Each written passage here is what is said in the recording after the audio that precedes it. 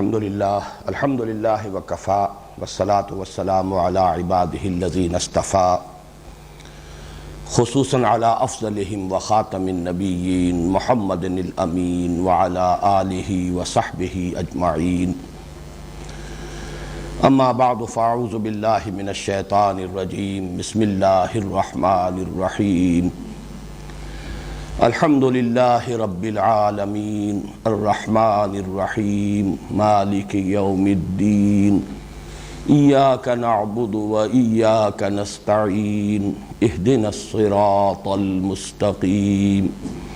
صراط الذین انعمت علیہم غیر المغضوب علیہم ولا الضالین آمین رب اشرح لی صدری ویسر لی امری واحلل عقدۃ من لسانی یفقہوا قولی۔ آج ارادہ یہ ہے کہ ہم سورہ فاتحہ کا مطالعہ مکمل کر لیں، لہذا میں کسی تمہید کے بغیر اور سابق کے کسی اعادے کے بغیر براہ راست آگے چلنا چاہ رہا ہوں۔ البتہ کل کا ایک قرض ہے جو ادا کرنا ہے، اور وہ لفظ رحمان کے بارے میں نے عرض کیا تھا کہ جو تقریباً اجماع ہے وہ تو یہی ہے کہ یہ رحم سے فعلان کے وزن پر اس میں مبالغہ ہے، گویا کہ رحم سے یا رحمت سے اللہ تعالیٰ کے دو اسماء مبارکہ الرحمن الرحیم، اور یہ صرف ایک مثال ہے کہ کسی ایک مادے سے کسی ایک صفت کے اعتبار سے اللہ کے دو نام، تو گویا کہ رحمان کا مادہ بھی رحم ہے اور رحیم کا مادہ بھی رحم ہے۔ اس اعتبار سے ان کے معنی میں جو فرق ہے وہ میں کل بیان کر چکا ہوں، لیکن میں نے عرض کیا تھا کہ ایک شاذ رائے اور بھی ہے، اور وہ یہ ہے کہ یہ رحمان اصل میں یہ بھی ایک اسم علم کی حیثیت رکھتا ہے، اور یہ عربی الاصل لفظ نہیں ہے بلکہ یہ عبرانی سے یا کسی اور زبان سے معرب ہو کر انہیں کہا جاتا ہے دخیل الفاظ، وہ الفاظ کے جو عربی میں داخل ہو گئے ہیں، اصلاً عربی زبان کے نہیں ہیں۔ ایک رائے یہ ہے کہ یہ رحمان خے کے ساتھ یہ لفظ تھا، اور جب میں نے یہ رائے پڑھی تو میرا ذہن منتقل ہوا کہ ہمارے بعض پشتو سپیکنگ لوگ جو ہیں وہ یہ ہا کا تلفظ کرتے بھی کچھ خا کے قریب ہے، رحمانی وہ کہتے ہیں، رحمان گل، تو یہ لفظ ان کے ہاں مستعمل بھی ہے خے کے ساتھ، بلکہ جب نام ان کا ہوتا ہے رحمان گل تو وہ خے ہی کے ساتھ ہوتا ہے، ہے کے ساتھ نہیں، تو اس سے بھی اس رائے کو تقویت حاصل ہوتی ہے کہ یہ رحمان یہ بھی کسی زبان میں اللہ کے لیے اس کے ناموں میں سے ایک نام تھا۔ ایک رائے یہ ہے کہ یہ عبرانی سے آیا ہے اور رحمان چھوٹے ہے کے ساتھ ہے، جیسے کہ اور نام ہوتے تھے حامان، اسی وزن کے اوپر یہ نام بہت سے تھے، اسی طریقے سے یہ اللہ کے لیے ایک نام ہے۔ ان تمام باتوں کے لیے جو دلیل ہے وہ یہ ہے کہ رحمان کا لفظ اس اعتبار سے اللہ تعالیٰ کے اسماء صفات میں منفرد ہے کہ ایک تو یہ کہ یہ جمع کی صورت میں ہرگز نہیں آتا، باقی تمام صفات رحیم، رحماء جیسے بھی قواعد ہیں عربی زبان کے مفرد سے جمع بنانے کے، اس کے تحت جمع بنتی ہیں، وہ جمع سالم ہو جمع مکسر ہو بن جاتی ہیں، لیکن یہ ہے کہ اس کی جمع نہیں آتی۔ دوسرے یہ کہ یہ نکرہ کی حیثیت سے کبھی استعمال نہیں ہوتا، الرحمن ہی آتا ہے، سوائے اس کے کہ جب یہ منادا ہو جائے یا رحمانو تو کہیں گے، لیکن یہ کہ اس کے علاوہ کبھی بھی الف لام کے بغیر نکرہ کی صورت میں مستعمل نہیں ہے۔ اسی طریقے سے اور بھی اس کے ایسے خواص ہیں کہ جن سے اس کی طرف اشارہ ملتا ہے کہ غالباً، اور چونکہ باقی تمام جو صفات ہیں وہ اللہ کے سوا بھی دوسری ہستیوں کے لیے مستعمل ہیں، رحیم، علیم، قدیر، یہ تمام صفات جو ہیں انسانوں کے لیے بھی مستعمل ہیں، لیکن یہ لفظ اللہ کے لیے خاص ہے۔ تو یہ مختلف جو اسباب ہیں اس کی بنا پر ایک رائے یہ بھی ہے۔ پھر یہ بات بھی ہے کہ اس لفظ سے کچھ چڑ تھی، معلوم ہوتا ہے کہ عربوں کو مستعمل تو یہ لفظ تھا، اس لیے کہ نام معلوم ہوتے ہیں کہ عرب میں حضور صلی اللہ علیہ وسلم کی بعثت سے قبل اور قرآن مجید میں اس لفظ کے آنے سے پہلے بھی یہ لفظ مستعمل تھا، لیکن یہ کہ وہ لوگ یہ سمجھتے تھے کہ یہ باہری لفظ ہے، باہر کا لفظ ہے، یہ ہمارا لفظ نہیں ہے۔ اس اعتبار سے سورہ فرقان میں پورا تذکرہ موجود ہے کہ جب ان سے کہا جاتا ہے کہ رحمان کو سجدہ کرو تو وہ کہتے ہیں قالوا وما الرحمن، یہ رحمان کون ہے؟ یعنی یہ اجنبیت جو ہے اور یہ اس کے ساتھ عدم مناسبت اور نامانوسیت جو ہے، اس سے بھی ثبوت مل رہا ہے کہ یہ ان کے ہاں کوئی مقبول لفظ نہیں تھا، اگرچہ مستعمل تھا، پسندیدہ نہیں تھا اللہ کے لیے یہ لفظ استعمال ہونا۔ قالوا وما الرحمن انسجد لما تأمرنا وزادہم نفورا، کیا اے محمد ہم اسے سجدہ کریں جس کو کہ تم حکم دے رہے ہو کہ ہم سجدہ کریں؟ یعنی یہ ان کی جو زدم زدہ کی ایک علامت ہے کہ ہم کریں گے سجدہ، ہم اللہ کو جانتے ہیں، اللہ کو مانتے ہیں، اللہ کو سجدہ کریں گے، اپنے بتوں کو بھی سجدہ کریں گے، لیکن یہ رحمان کون ہے جس کے لیے تم کہہ رہے ہو کہ ہم اس کو بھی سجدہ کرنا چاہیے؟ قالوا وما الرحمن، ہم نہیں واقف یہ رحمان کون ہے۔ اس سے بھی اندازہ ہوتا ہے کہ یہ لفظ ان کے پسندیدہ الفاظ میں نہیں تھا۔ قرآن مجید میں یہی ایک نام اللہ کا ایسا ہے کہ جو مفرد کی حیثیت سے باقی اسماء صفات کے اعتبار سے آتے ہیں، لیکن یہ بالکل مترادف ہو کر گویا کہ ایک طرح سے اگر اس میں علم نہیں تو شبہ علم بن گیا ہے اللہ کے لیے، کہ یہ لفظ علیحدہ اللہ کی ذات کے لیے یہ لفظ بالکل علیحدہ مفرد حیثیت سے بھی استعمال ہوتا ہے۔ تو یہ ہے خاص ایک پہلو اس لفظ کا۔ باقی یہ ہے کہ یہ ایک شاذ رائے ہے کہ یہ معرب ہے، غیر عربی زبان سے عربی میں داخل ہوا ہے اور اس کا ایک پس منظر ہے۔ باقی یہ کہ وہ زیادہ لوگوں میں مقبول اور پسندیدہ نہیں تھا۔ قرآن مجید نے اسے بہت ہی شدت کے ساتھ، جیسے کہ سورہ بنی اسرائیل میں فرمایا قُلِ ادْعُوا اللَّهَ وَادْعُوا الرَّحْمَٰنَ، لیکن یہ قرآن مجید کا اپنا حکیمانہ اسلوب ہے کہ وہ ان بحثوں میں اپنے آپ کو الجھاتا نہیں۔ کہیے کہ چاہے رحمان کو پکار لو، چاہے اللہ کو پکار لو، کسی کو بھی پکار لو، یہ جان لو اَيَّمَّا تَدْعُوا فَلَهُ الْأَسْمَاءُ الْحُسْنَىٰ، کہ جس کو تم پکار رہے ہو تمام اسماء حسنہ اسی کے ہیں، تمام صفات کمال اسی کی ذات میں بتمام و کمال موجود ہیں۔ یہ وہ مفہوم ہے کہ جو الحمدللہ کے وضاحت میں عرض کر چکا ہوں کہ تمام حسن اور کمال اور جمال کا منبع اور سرچشمہ اللہ کی ذات ہے، اس لیے کل تعریف کل ثنا اسی کے لیے ہے۔ اب آگے چلیے، جو چوتھی آیت ہم نے کل اس کا نصف پڑھ لیا تھا، ایاک نعبد و ایاک نستعین، اس کے بارے میں یہ ذرا پہلے میں عرض کر چکا ہوں، لیکن پھر اب نوٹ کر لیجئے کہ یہ جو چوتھی آیت ہے، میں وہی گنتی اپنے سامنے رکھ رہا ہوں کہ پہلے تین آیتیں ہیں الحمدللہ رب العالمین الرحمن الرحیم مالک یوم الدین، چوتھی آیت یہ ہے، پھر پانچویں آیت اہدنا الصراط المستقیم، چھٹی آیت صراط الذین انعمت علیہم، اور ساتویں آیت غیر المغضوب علیہم ولا الضالین۔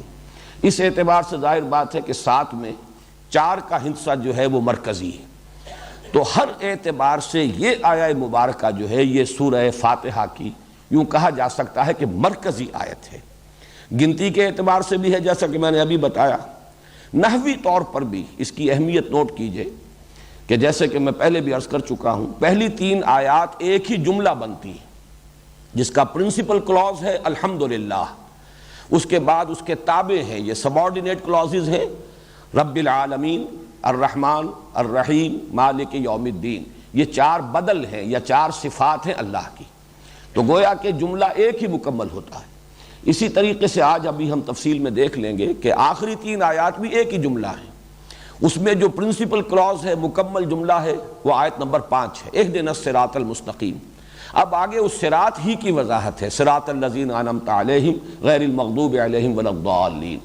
تو یہاں تو تین آیات مل کر ایک جملہ بن رہی ہیں،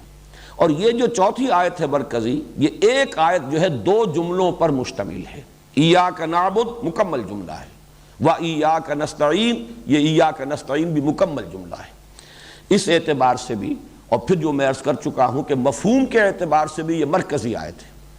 اس لیے کہ وہ تقسیم حدیث قدسی کے حوالے سے ہم پہلے جان چکے ہیں کہ پہلی تین آیتیں کل کی کل بندے کے لیے، پہلی تین آیتیں کل کی کل اللہ کے لیے، اللہ کی حمد اور ثنا اور تمجید پر مشتمل ہیں، آخری تین آیتیں کل کی کل بندے کے لیے، ھذا لعبدی ولعبدی ما سال، اور یہ درمیان میں جو ہے جسے میں تعبیر کرتا رہا ہوں یہ معاہدہ ہے، یہ مصافحہ ہو رہا ہے۔ اور جیسے کہ ہم نے وہ تصویر بنائی تھی ترازو کی، یہ ڈنڈی جو ہے ترازو کی، جس سے کہ تین ڈوریوں کے ساتھ وہ پلڑے جو ہے لٹکے ہوئے ہیں، تین آیتیں ادھر ہیں الحمدللہ رب العالمین الرحمن الرحیم مالک یوم الدین، اور یہ منسلک ہے ایاک نعبد، اور اس کے بعد ایاک نستعین اور اس سے متعلق 3 آیتیں، اہدنا الصراط المستقیم صراط الذین انعمت علیہم غیر المغضوب علیہم ولا الضالین۔ اب یہ جو آپ کو نظر آ رہی ہے ڈنڈی جو ہے اس کی، یہاں تو خیر موٹا ہے، وہ بیم ہے پورا، اس کے اندر ایک مشابہت ہو جائے گی جیسے کہ کبھی آپ نے یہ امریکن ایڈ کے لیے جو ایک سمبل بنا ہوا ہے 2 ہاتھ آپس میں ملے ہوئے، تو واقعہ یہ ہے کہ یہ ایک سمبل ہے اسی کا کہ یہاں معاہدہ ہے، اور اس حدیث قدسی میں الفاظ آئے ہیں ھذا ما بینی و بین عبدی، یہ ہے میرے اور میرے بندے کے مابین۔ یہ ایک معاہدہ ہے، قول و قرار ہے، میثاق ہے، یہ مبایعہ ہے، ایک بیعت اللہ سے کر رہا ہے بندہ، اور مصافحہ ہے، یہ گویا کہ بندے اور رب کے مابین ایک عہد اور قول و قرار، اور بیعت کے لیے یہ مصافحہ کرنا یہ اصل میں سمبل تھا کسی معاہدے کے پختہ ہو جانے کے لیے۔ تو ھذا ما بینی و بین عبدی، اور اس میں بھی 2 حصوں میں منقسم، ایاک نعبد اللہ کے لیے ہے، اسی لیے وہ پہلی 3 آیات سے متعلق ہے، ایاک نستعین یہ بندے کے لیے ہے، اسی لیے اس ٹکڑے کے جواب میں اللہ تعالیٰ فرماتا ہے ھذا ما بینی و بین عبدی ولعبدی ما سأل، اور دیا میں نے اپنے بندے کو جو اس نے مانگا۔ تو یہ اس اعتبار سے آپ نے دیکھا کہ گنتی کے اعتبار سے بھی 4تھی آیت مرکزی، اور نحوی اعتبار سے بھی اس کی خصوصی اہمیت کہ پہلی 3 آیتیں آخری 3 آیتیں ایک ایک جملہ بن رہی ہیں، اور اس میں 2 جملے موجود ہیں، اور تیسرے یہ کہ اپنے مضمون اور مفہوم کے اعتبار سے بھی مرکزی آیت۔ اس میں بڑی حیرت کی بات ہے، میں صرف اس وقت نوٹ کرا رہا ہوں کہ مولانا ابوالکلام آزاد مرحوم نے جو تفسیر لکھی سورہ فاتحہ کی، اول اور آخری حصے کی نہایت وضاحت کی، چنانچہ ربوبیت پر ان کی تحریر، رحمت پر ان کی تحریر، اسی طریقے سے یہ جزا و سزا اور دین کے اوپر مالک یوم الدین ان کے اس کی وضاحت، پھر آگے چل کر ہدایت، واقعہ یہ ہے کہ حق ادا کر دیا ہے لفظ ہدایت کی وضاحت کا۔ حیرت ہوتی ہے کہ اس مرکزی آیت پر کچھ نہیں لکھا۔ یہ ایک مسئلہ ہے جس کو آج تک کوئی شخص حل نہیں کر سکا، اور بڑے بڑے معتقدین جو ان کے ہیں، بہرحال میں بھی ان سے ایک دلچسپی رکھتا ہوں کہ یہ دعوت رجوع القرآن اس صدی میں اس کے سب سے بڑا جو میں سمجھتا ہوں کہ حصہ ہے وہ مولانا ابوالکلام آزاد کا ہے اور علامہ اقبال کا ہے، اور ان دونوں سے پھر استفادہ کر کے مولانا مودودی بھی اس کو لے کر آگے چلے ہیں، اور بہرحال یہ مختلف ذریعوں سے یہ چیزیں جو ہیں پھیلتی ہیں، اللہ تعالیٰ کسی کو کسی کام کے لیے ذریعہ اور سبب بنا دیتا ہے۔ اسی طریقے سے دین کے غلبے کی جد و جہد، تحریک خلافت، امر بالمعروف نہی عن المنکر، یہ کانسیپٹس جو ہیں یہ جو تقریباً مسلمانوں کے ذہنوں سے اوجھل ہو چکے تھے، ان کو بھی اثر نو پوری قوت کے ساتھ اور شدت کے ساتھ اور اہمیت کے ساتھ اجاگر کرنے والے ابوالکلام ہیں۔ لیکن حیرت ہوتی ہے، مجھے بھی ان سے یہ مناسبت ہے، لیکن میں بھی اس کی کوئی توجیہ نہیں کر سکا کہ کیا سبب ہے۔ عبادت جو ہے ہمارے دین کا ایک بہت ہی بنیادی لفظ ہے، لیکن اس پر بہت کم لکھا ہے۔ اس سے ایک شبہ پیدا ہوتا ہے، جیسے کہ بعض حضرات کو ان کا الزام ہے مولانا ابوالکلام آزاد پر، ان کی رائے یہ ہے کہ چونکہ وہ کسی درجے میں وحدت ادیان کے اس تصور سے متاثر ہو گئے تھے جس کو گاندھی جی پھیلانا چاہ رہے تھے اس ملک میں اپنی ایک سیاسی مصلحت کے طور پر، اور عبادت جو ہے ظاہر بات ہے کہ چاہے اس کے آپ ایسنس پر گفتگو کریں، لیکن عبادت کوئی نہ کوئی فارم ضرور اختیار کرتی ہے، جیسا کہ میں نے کل عرض کیا تھا کہ لفظ عبادت عربی زبان کا لفظ ہے، اس کو اگر ہم فارسی کے 2 الفاظ جمع کریں گے تو وہ لفظ اس کی حقیقت سامنے آئے گی، پرستش اور بندگی۔ بندگی میں اطاعت ہے، پرستش کے اندر کچھ نہ کچھ ریچولز ہوتے ہیں، کچھ فارم ہوتی ہے، سجدہ کیا جا رہا ہے، ڈنڈوت کی جا رہی ہے، ہاتھ جوڑے جا رہے ہیں، جھکا جا رہا ہے،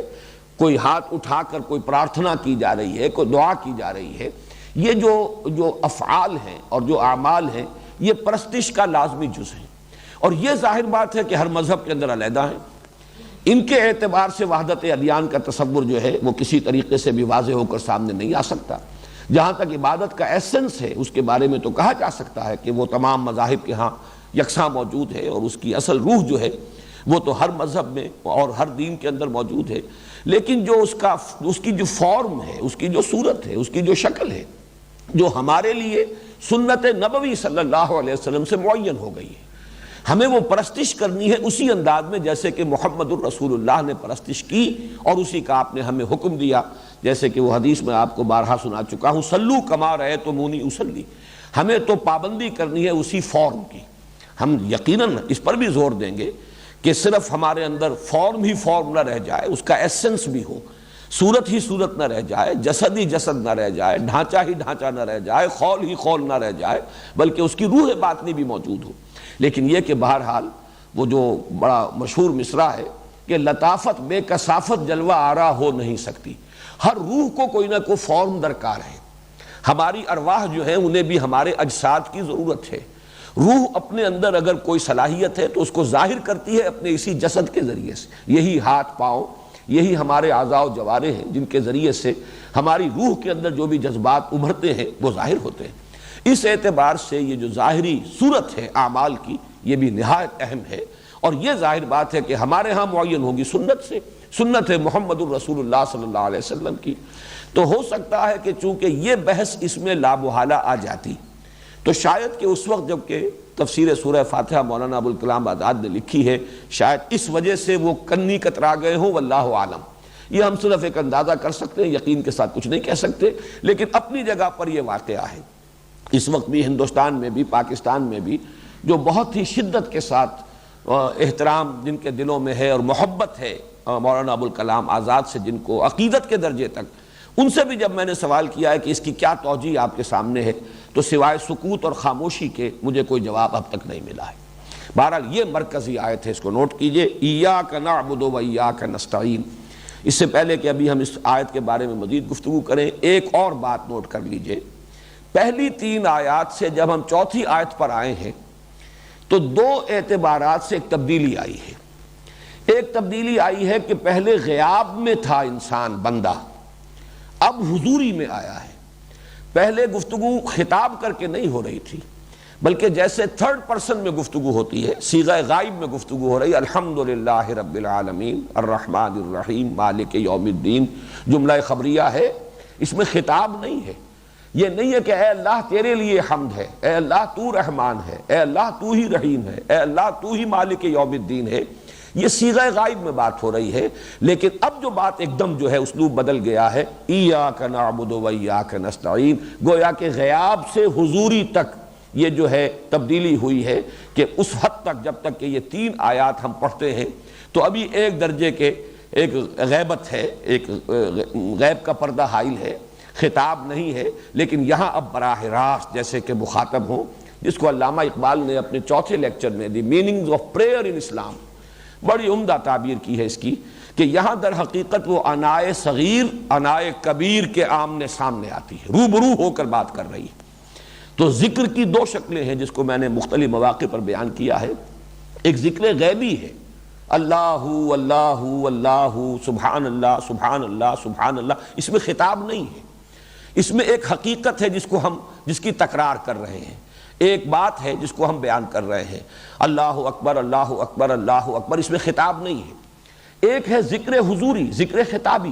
جس میں، اور دعا اسی کو کہتے ہیں، دعا میں در حقیقت بندہ رب کے سامنے آتا ہے۔ یہ گویا کہ وہ انائے صغیر جو فائنائٹ ایگو ہے ہماری انا، اس انائے کبیر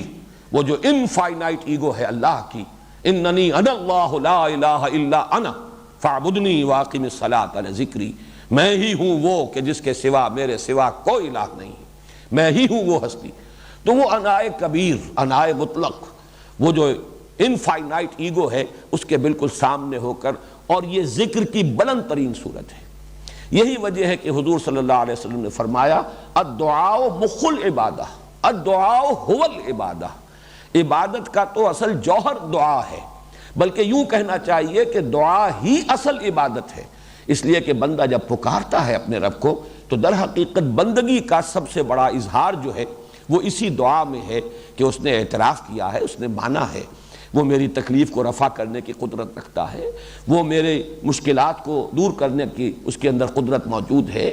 وہ میری ضروریات پوری کر سکتا ہے۔ تو اس کے اندر پورا اعتراف بھی اللہ تعالیٰ کے علی کل شیء قدیر ہونے کا، بکل شیء علیم ہونے کا، اور پھر یہ کہ اس کو پکارنا۔ تو اصل میں یہ دعا جو ہے یہ عبادت کا جوہر ہے۔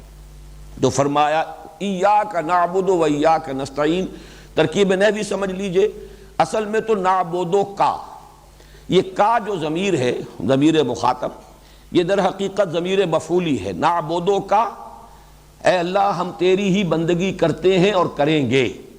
وَإِيَّاكَ نَسْتَعِينُ اور تجھ ہی سے مدد مانگتے ہیں اور مانگیں گے. نعبدو کا اور نستعینو کا، اس کی بجائے کا کی ضمیر پہلے لائی گئی اور اس کے لیے ایا کا اضافہ کیا گیا. یہ حصر کا مضمون ہے. نعبدو کا ترجمہ ہوتا ہم تیری بندگی کرتے ہیں، ہی کا لفظ اضافہ نہیں کیا جائے گا. ہم تیری بندگی کرتے ہیں. نعبدو کا، نستعینو کا ہم تجھ سے مدد مانگتے ہیں. لیکن ایاک نعبدو ہم صرف تیری ہی بندگی کرتے ہیں اور کریں گے. وَإِيَّاكَ نَسْتَعِينُ اور صرف تجھ ہی سے مدد مانگتے ہیں اور مانگیں گے. تو اس میں حصر کا جو مضمون آیا ہے، اس کے حوالے سے دوسری بات نوٹ کر لیں کہ توحید نظری یا توحید علمی یا توحید فکری یا توحید عقیدہ پہلی 3 آیات میں مکمل ہو چکی. یہاں توحید عملی آئی ہے. وحدت،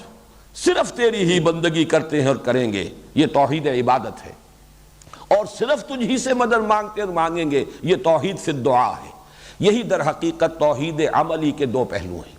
بندگی، اطاعت، پرستش صرف تیرے لیے ہم نے خالص کر لی.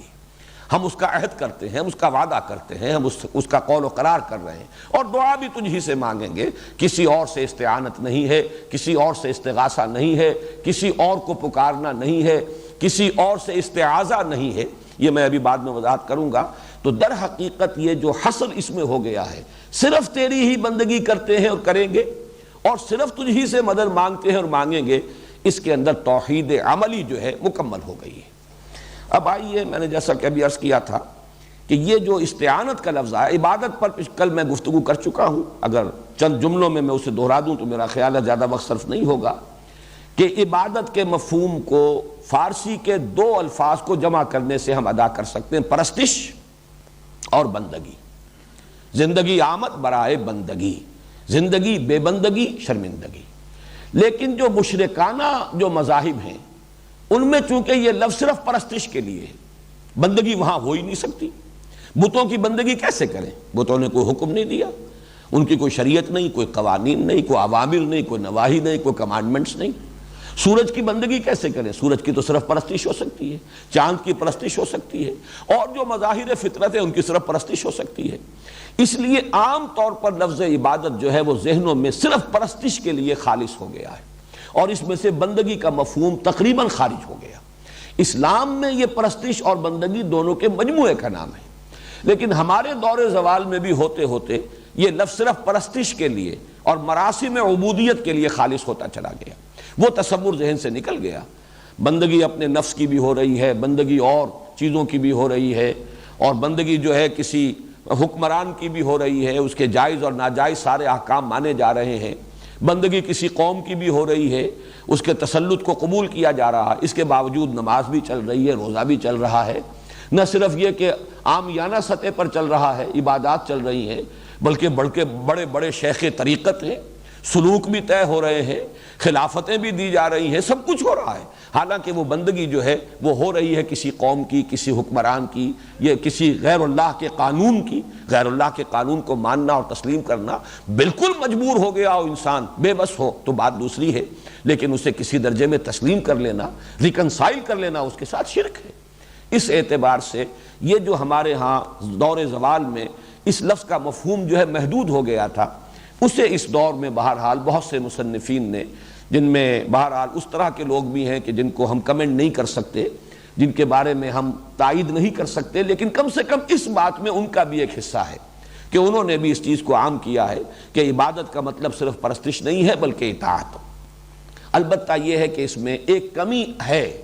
وہ جو اس میں گمراہ فرقے ہیں ان میں تو وہ شدت کے ساتھ ہے، وہ تو بالکل ایک میکینیکل پروسیس بنا کر منکرین سنت نے، پرویز صاحب نے ایک بالکل میکینیکل پروسیس بنا کر رکھ دیا عبادت کو، محض اطاعت اور غلامی. یہ بات صحیح نہیں ہے. اصل میں اللہ کی جو عبادت مطلوب ہے اس میں حد درجے کی محبت بھی درکار ہے. ٹوٹل اوبیڈینس، ٹوٹل سبمیشن، اللہ کے سامنے ہمہ تن ہمہ وجوہ ہمہ وقت اس کے تابع داری میں، اس کی فرما برداری میں، اس کی اطاعت میں، اس کی غلامی میں، اس کی محکومی میں اپنے آپ کو دے دینا، یہ ہے اس کا ظاہر، یہ ہے اس کا جسد ظاہری. جیسے میرا جسم ہے، آپ کا جسم ہے، تو گویا کہ عبادت کا جسد ظاہری ہے اطاعت، غلامی، محکومی، بندگی، اور اس کی روح باطنی جو ہے وہ ہے محبت. اللہ تعالیٰ کی محبت سے سرشار ہو کر یہ اطاعت ہو رہی ہو. یہ صرف ایک میکینیکل پروسیس نہ ہو، یہ صرف ایک خشک قسم کی جو ہے اطاعت گزاری نہ ہو، بلکہ یہ کہ اس کے اندر اللہ کی محبت کی چاشنی جو ہے وہ موجود ہو، بلکہ اصل ڈرائیونگ فورس وہی ہو، اصل موٹیویشن جو ہے وہ اس بندگی کے لیے اللہ تعالیٰ کی محبت سے آ رہی ہو۔ تو یہ وہ حقیقت ہے جس کو کہ امام ابن تیمیہ رحمۃ اللہ علیہ اور پھر ان کے شاگرد رشید حافظ ابن قیم رحمہ اللہ نے بڑی وضاحت کے ساتھ بیان کیا ہے۔ اور عام طور پر تو لفظ عبادت کی شرح کی جاتی ہے العبادت التذلل قالہ الجمہور، جمہور نے یہ کہا ہے کہ عبادت کا مطلب ہے کسی کے سامنے بچ جانا، عجز اور تذلل اختیار کر لینا، لیکن یہ کہ ان دونوں حضرات نے، امام ابن تیمیہ اور حافظ ابن قیم رحمہم اللہ، ان دونوں نے اس کی بہترین تعبیر کی ہے، العبادت تجمع اصلین غایت الحب مع غایت الذل والخضوع، عبادت دو بنیادوں کو جمع کر لیتی ہے، حد درجے کی محبت اور اس کے ساتھ حد درجے میں بچھ جانا اور اپنے آپ کو اللہ کے سامنے مطیع اور منقاد بنا دینا، اس کا فرما بردار بنا دینا۔ اب اس کو سوچ کر کہیے کہ جب ہم کہتے ہیں ایاک نعبد، اس کے ترجمے عام طور پر میں سمجھتا ہوں کہ عافیت اسی میں لوگوں نے سمجھی ہے کہ اللہ ہم تیری ہی بندگی کرتے ہیں، یہ اظہار حال کی شکل بن گئی جب حال کے آپ نے زمانے میں اس کا ترجمہ کیا۔ اگر اسے مستقبل میں لے جائیں گے تو یہ ایک عہد بن جاتا ہے، اور یہ بہت بڑا عہد ہے۔ واقعہ یہ ہے کہ اللہ تیری ہی بندگی کرتا ہوں اور کروں گا، اور اے اللہ ہم تیری ہی بندگی کرتے ہیں اور کریں گے، یہ ایک بہت بڑا عہد ہے، بہت بڑا اللہ تعالیٰ کے ساتھ ایک اقرار ہے جس کو نبھانا آسان کام نہیں ہے۔ جو علامہ اقبال نے کہا چمی گویم مسلمانم بے لرزم کہ دانم مشکلات لا الہ رہا، یہی وجہ ہے میرے نزدیک، واللہ عالم، یہ بات میرے سامنے کسی اور طرف سے نہیں آئی ہے اس لیے میں اس کے ساتھ ہی بیان کر رہا ہوں کہ واللہ عالم، لیکن محسوس ایسا ہوتا ہے مجھے کہ یہ جو جوڑا گیا ہے ان دونوں چیزوں کو، جہاں اس میں وہ عظیم حکمت ہے کہ ایک آیت میں توحید عملی کے تمام پہلو سمو لیے جائیں، عبادت اور دعا دونوں، وہاں یہ حکمت بھی نظر آ رہی ہے کہ جب کوئی بندہ کہتا ہے واقعتاً اگر سوچ سمجھ کر کہے کہ اللہ تیری ہی بندگی کروں گا، تو اس کے اوپر لرزہ طاری ہوتا ہے۔ کس کے خلاف لڑنا ہوگا؟ اپنے نفس کے خلاف لڑوں گا تو اللہ کی بندگی کر سکوں گا، معاشرے کے خلاف کشاکش کروں گا اور اس کے ساتھ تصادم ہوگا تب کہیں اللہ کی بندگی کر سکوں گا۔ مجھے گھر کے اندر، گھر کے باہر، رشتہ داروں میں، پھر یہ معاشرہ، یہ قوم، یہ ملک، یہ قانون، یہ حکومتیں، یہ سب کے سب تو رکاوٹ ہے اس میں۔ تیری بندگی کروں گا، گویا کہ یہ تو ایک اعلان جنگ ہے، اپنے اندر کے شیطان کے خلاف بھی اعلان جنگ ہے، جو کہ ہمارا وہ نفس امارہ ہے، الذی یوسوس فی صدور الناس، وہ شیطان باہر کا، لیکن یہ کہ ہمیں معلوم ہے کیا وَنَعْلَمُ مَا تُوَسْوِسُ بِهِ نَفْسُ، خود ہمارا نفس جو وسوسے اندازی کرتا ہے اندر سے، وہ دشمن تو موجود ہے، جو کہا ہے مولانا روم نے کہ نفس ما ہم کم تر از فرعون نیست لیکن ایراعون نیست، میرا نفس جو ہے وہ فرعون سے کم نہیں ہے، وہ بھی اللہ کے مقابلے میں آ کر کھڑا ہو جاتا ہے۔ ٹھیک ہے یہ شے اللہ نے حرام قرار دی ہے، لیکن مجھے اس کی طلب ہے، میں چاہتا ہوں، میں تو حاصل کرنا چاہتا ہوں، ہوا کرے حرام، اللہ کا حکم ہو، رسول کا حکم ہو، میری مرضی ماننی ہوگی۔ تو معلوم ہوا کہ وہ فرعونیت کا دعویٰ لے کر ہمارا نفس سامنے آتا ہے، نفس ما ہم کم تر از فرعون نیست لیکن ایراعون نیست۔ اسی طریقے سے اپنی ذات سے باہر نکل کر معاشرہ، کنبہ، قبیلہ، رشتہ دار، اعزاء، اقارب، قوم، ملک، قانون، دستور، سب کے خلاف اعلان جنگ ہوگا اگر ایک نظام باطل میں آدمی سانس لے رہا ہے۔ تو وہ جو لرزہ طاری ہوتا ہے، در حقیقت اسی کو سہارا دیا ہے اللہ نے، وَإِيَّاكَ نَسْتَعِينُ، پروردگار میں چاہتا ہوں، میں کروں گا، میرا ارادہ ہے، میں نے عزم کر لیا ہے، لیکن تیری مدد کے بغیر نہیں کر سکوں گا۔ یہ تیری مدد شامل حال ہو، تیری طرف سے توفیق ہو، تو میرے لیے اسے آسان کر دے، تیری اگر نصرت میرے شامل حال رہے تو میں کر سکوں گا۔ اور اسی مفہوم کی طرف وہ جو حضور صلی اللہ علیہ وسلم کے جو اذکار مسنونہ اور معصورہ ہیں نماز کے بعد کے، ان کی جو دعا ہے بڑی اہم ہے، اللہم اعنی، اور باجماعت اگر ہیں بیٹھے ہوئے ہیں ایک جماعت کی شکل میں ہے تو اعنا کہا جائے گا، اللہم اعنی علی ذکرک و شکرک و حسن عبادتک۔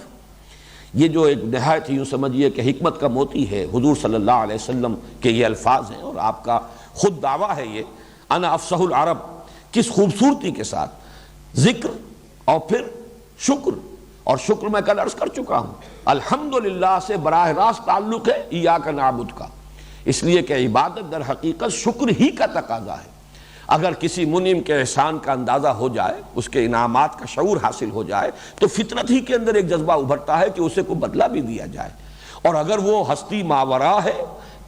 جس کو کوئی محسوس بدلہ نہیں دیا جا سکتا، تو پھر یہی ہے کہ اس کی عبادت، اس کی بندگی، اس کی پرستش، اس کی ڈنڈوت، اس کے سامنے سر جھکانا، اس کی حمد کے ترانے الاپنا، پھر یہی ہوگا۔ تو شکر اور عبادت کے اندر بڑا گہرا رشتہ ہے۔ تو اس آپ نے دعا میں بھی دیکھا، اس مسنون ذکر میں اللہم اعنی، اے اللہ میری مدد فرما، علی ذکرے کا، سب سے پہلے تو یہ کہ میں تجھے یاد رکھ سکوں، غافل نہ ہو جاؤں، اور نمبر 2 وہ شکرے کا، تیرا شکر ادا کر سکوں، اور نمبر 3 وہ حسن عبادتک، اور تیری عبادت کا میں حق ادا کر سکوں، باحسن وجوہ، بہتر سے بہتر انداز میں تیری عبادت کا حق ادا کر سکوں، اس کے لیے میں تیرا محتاج ہوں۔ تو ایاک نعبد و ایاک نستعین، اس اعتبار سے میرے نزدیک ان میں بڑا گہرا ربط ہے کہ جیسے ہی بندہ کہے،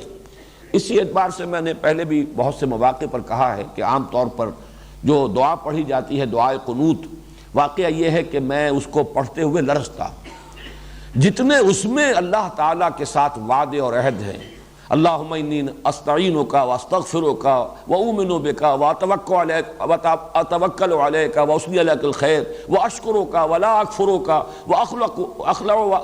ونخلع ونترک من یفجرک، میں واحد کے صیغے میں بولنے کی کوشش کر رہا تھا، اس میں دقت ہوئی ہے۔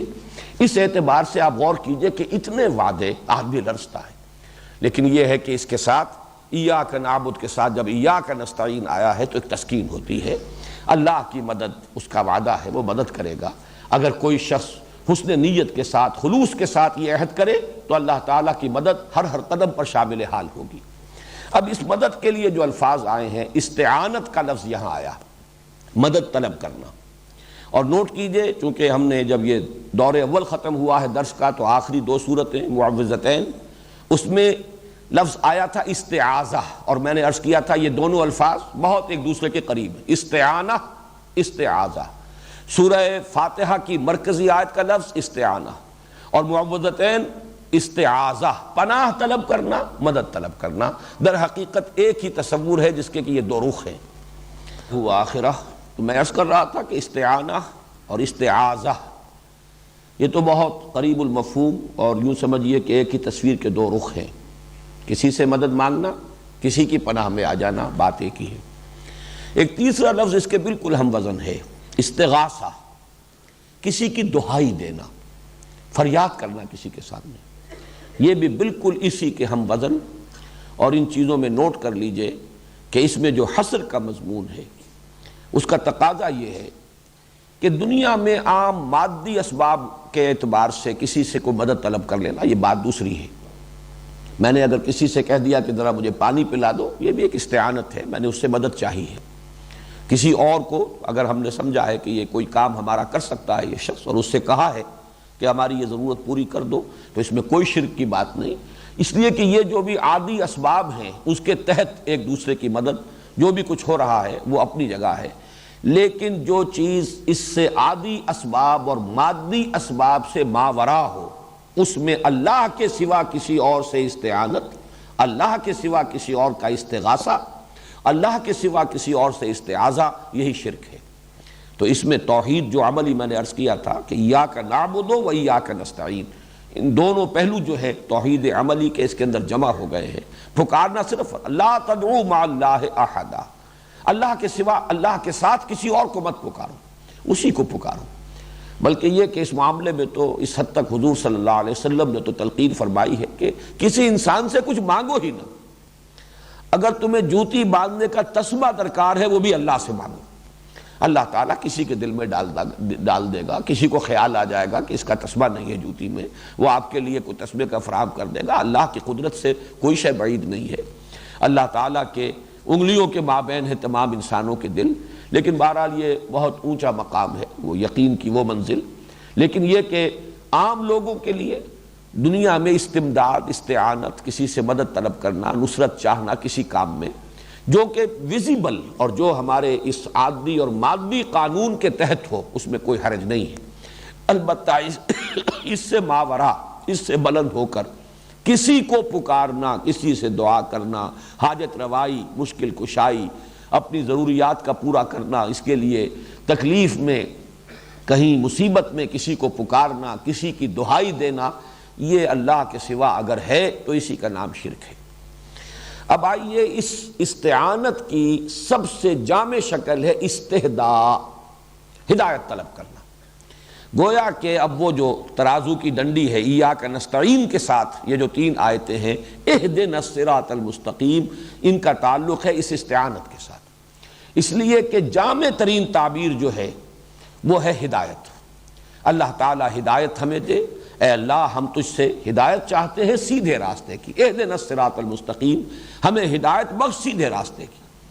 اس میں نوٹ کیجئے کہ ہدایت کو میں اس سے پہلے بھی بیان کرتا رہا ہوں کہ 2 حصوں میں ہم تقسیم کر چکے ہیں، ہدایت نظری اور ایک ہے ہدایت عملی۔ ہدایت نظری کے ضمن میں یہ بیان کر چکا ہوں، اور یہی میں نے کہا تھا کہ سورہ فاتحہ کن کی دعا ہے؟ وہ لوگ کہ جو ہدایت نظری کے ایک حد تک اپنے عقل اور فطرت کی رہنمائی میں ہدایت نظری کی تحصیل کر چکے ہیں۔ ہدایت نظری ایک ہستی کو پہچان لینا، وہ ہستی کہ جو تمام حسن و کمال کا بھی منبع ہے، پوری ربوبیت اور اسباب ربوبیت اسی کے قبضہ قدرت میں ہے، رحمت کا سرچشمہ وہی ہے کہ جو مالک یوم الدین ہے، جزا و سزا ہو کر رہے گی، بدلہ مل کر رہے گا۔ یہ ہدایت نظری جو ہے یہاں تک ایک سلیم الفطرت صحیح العقل انسان پہنچ جاتا ہے۔ البتہ اس سے آگے نبوت کے ذریعے اور رسالت کے ذریعے، وحی کے ذریعے سے اللہ تعالیٰ نے جو ہدایت کا سلسلہ جاری فرمایا ہے، اس سے اس ہدایت نظری کے اندر 2 چیزوں میں اضافہ ہوتا ہے۔ یہ بہت اہم نکتہ ہے، اسے نوٹ کیجئے۔ نمبر 1 یہ کہ اس میں یقین کی گہرائی پیدا ہوتی ہے۔ عقل یہاں تک لے جاتی ہے انسان کو کہ ایسا ہوگا، معلوم ہوتا ہے کہ ایسا ہے، یقیناً کوئی جزا و سزا ہو کر رہے گی، معلوم ہوتا ہے ہونی چاہیے، کوئی بدلہ ملنا چاہیے، لیکن ایسا ہے، یہ در حقیقت یہ یقین والی بات یہ انبیاء اور رسل کے ذریعے سے، چونکہ پیمبر ہرچے گوید دیدہ گوید، یہ حقائق اس طریقے سے ان پر منکشف کر دیے جاتے تھے کہ وہ جب بات کرتے تھے تو یہ ان کے لیے کوئی اپنے فکر اور اپنی سوچ اور اپنے غور اور اپنے تفکر اور اپنے تدبر اور اپنے استدلال سے حاصل شدہ یہ کیفیت نہیں ہے، بلکہ ان کے لیے تو ویسے تو یہ مصرع ہے قلندر ہرچے گوید دیدہ گوید، میں وہ لفظ بدل رہا ہوں، پیمبر ہرچے گوید دیدہ گوید، پیغمبر کے لیے تو چونکہ وہ غیب کے حجابات اٹھائے جاتے ہیں۔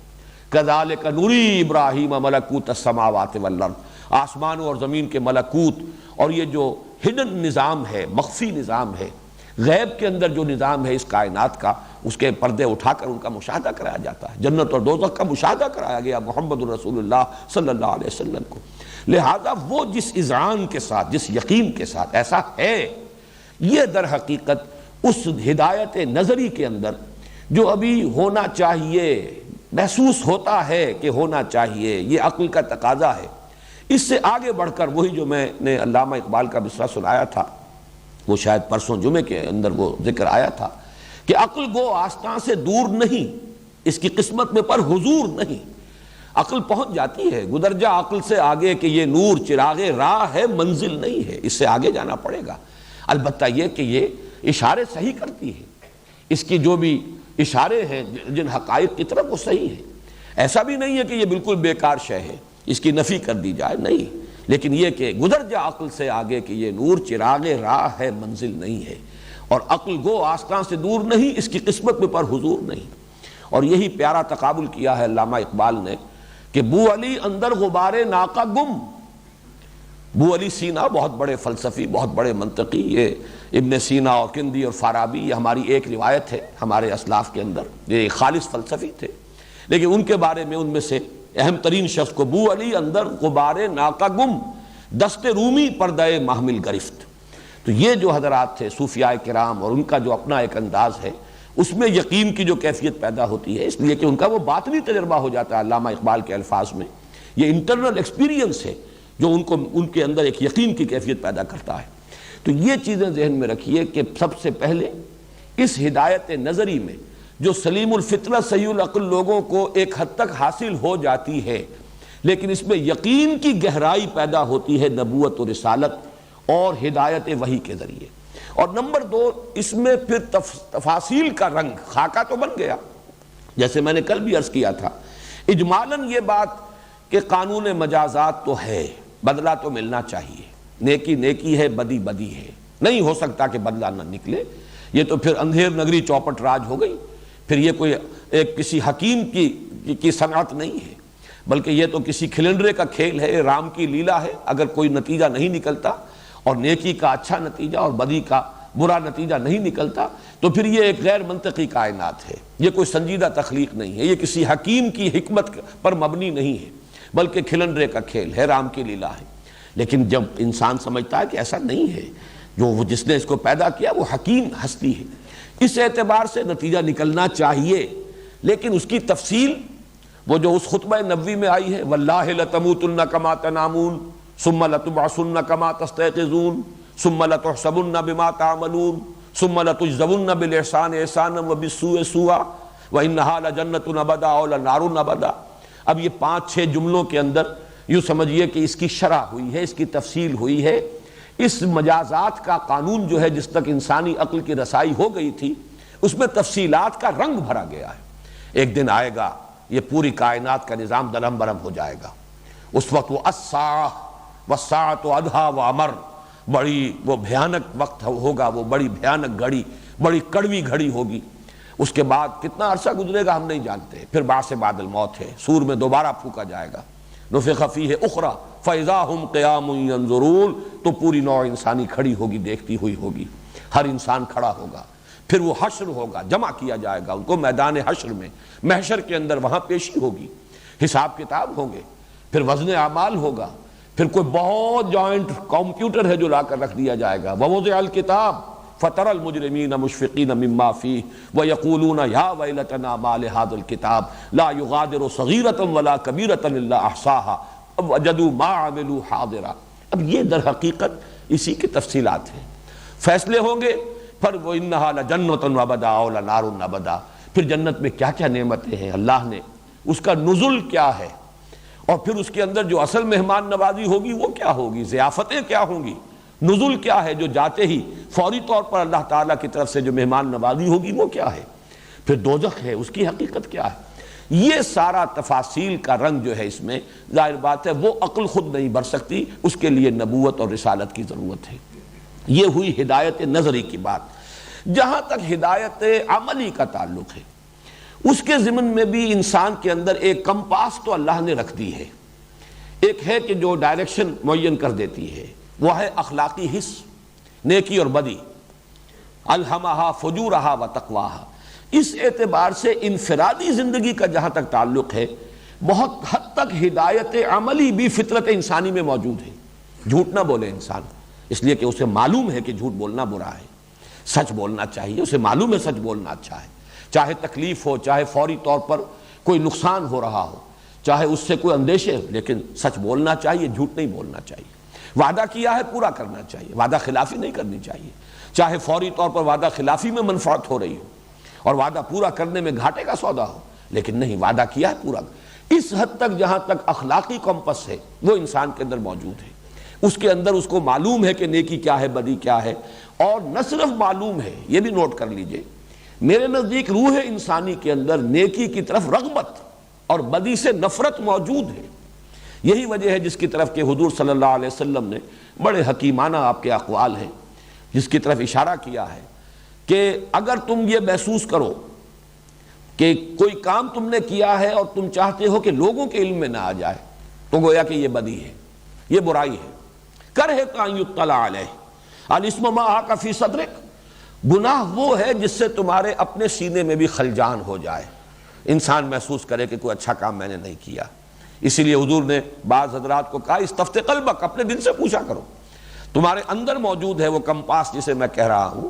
وہ بیرومیٹر کہہ لیجئے، جو بھی معین کرنے والا، نیکی اور بدی کے اندر امتیاز کرنے والا آلہ موجود ہے، استفت قلبک، اپنے دل سے پوچھ لو۔ اسی طریقے سے الاسم ما حاک فی صدرک وکرہت ان یطلع علیہ،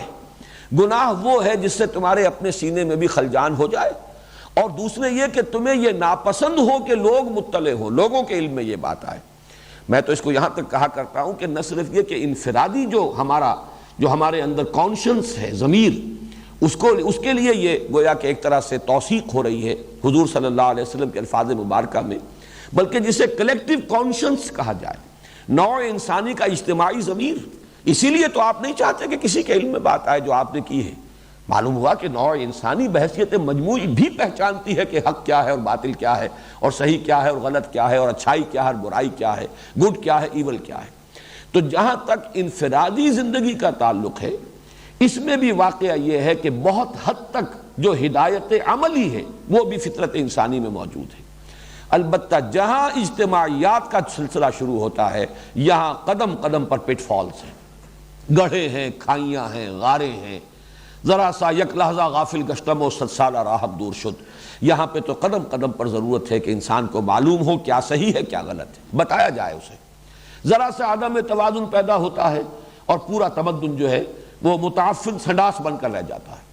اس کے اندر ایسا ایسا فساد پیدا ہو جاتا ہے۔ پھر جیسا کہ ہم دیکھ رہے ہیں دنیا میں اس وقت پچھلی کم سے کم 2-2.5 صدیوں سے نوع انسانی دھکے کھا رہی ہے۔ فیوڈلزم کے دور سے نکلی اور بڑا ایک اعتبار سے تو بہت بڑا انقلاب آیا، عوامی دور آیا، جمہوریت کا دور آیا، لیکن اس میں بھی ذرا سے عدم توازن مالیات اور اکنامکس کے اندر، اقتصادیات میں، جس نے کیپٹلزم کی لعنت پیدا کر دی۔ اس کے رد عمل میں کمیونزم آیا، اس میں پھر عدم توازن ہو گیا، ٹوٹلیٹیرینزم آ گیا،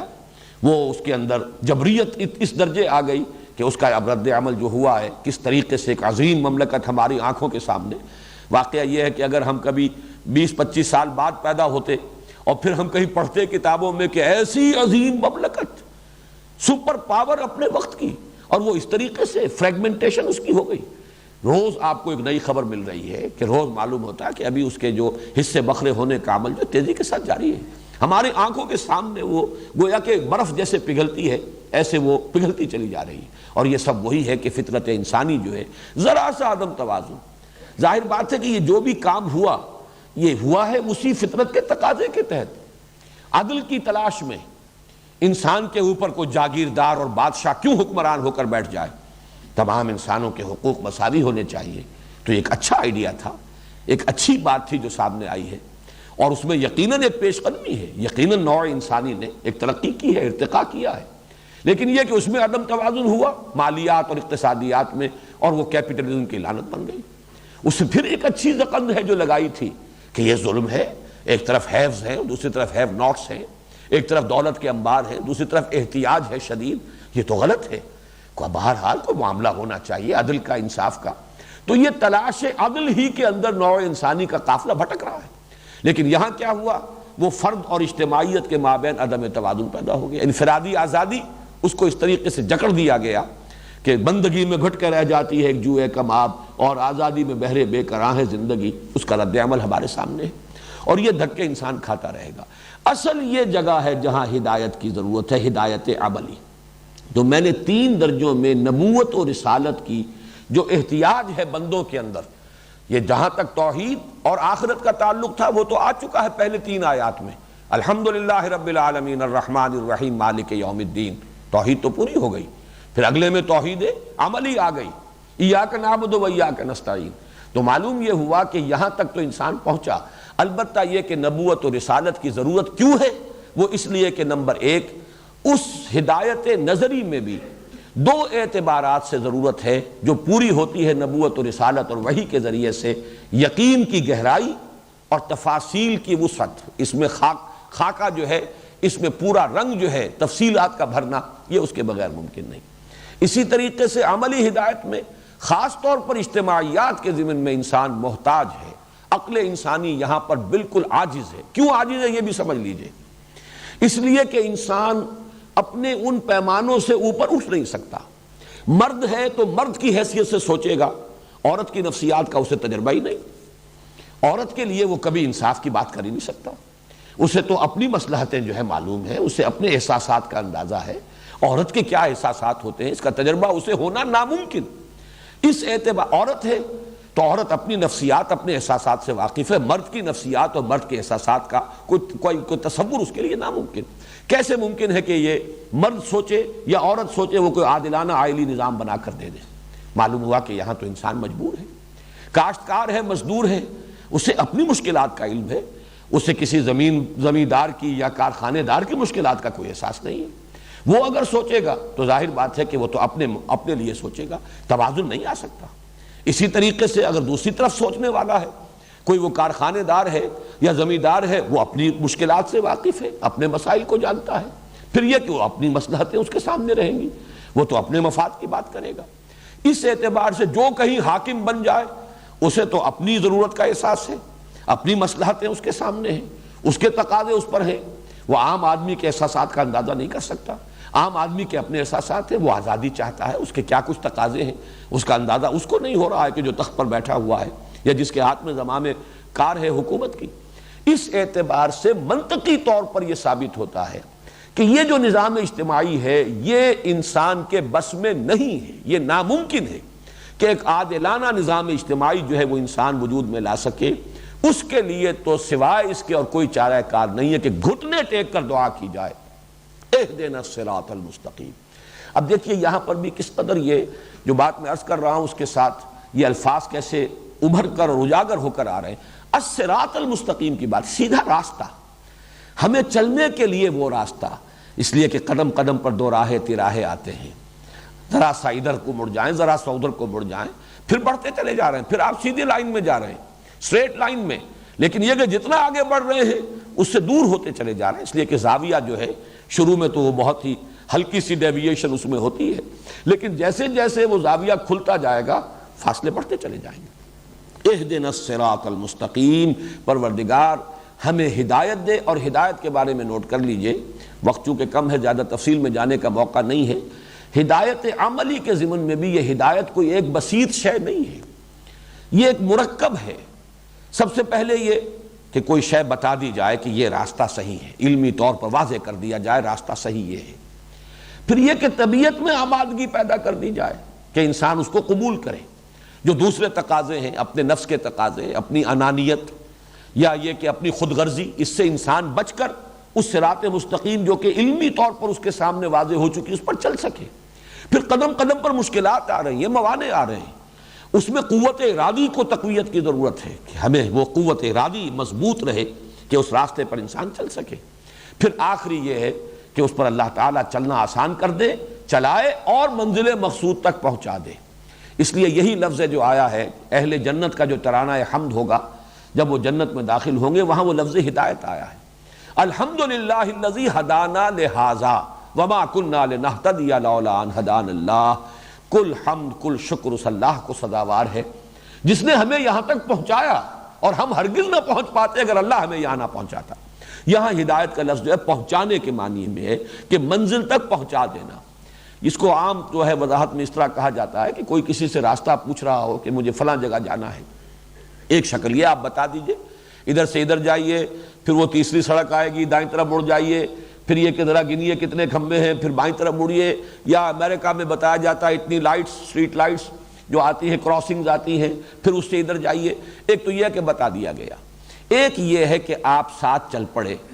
اور اس مقام تک پہنچا دیا۔ تو ہدایت یہاں سے لے کر وہاں تک یہ لفظ ہدایت جو ہے کور کرتا ہے ان سارے مراحل کو۔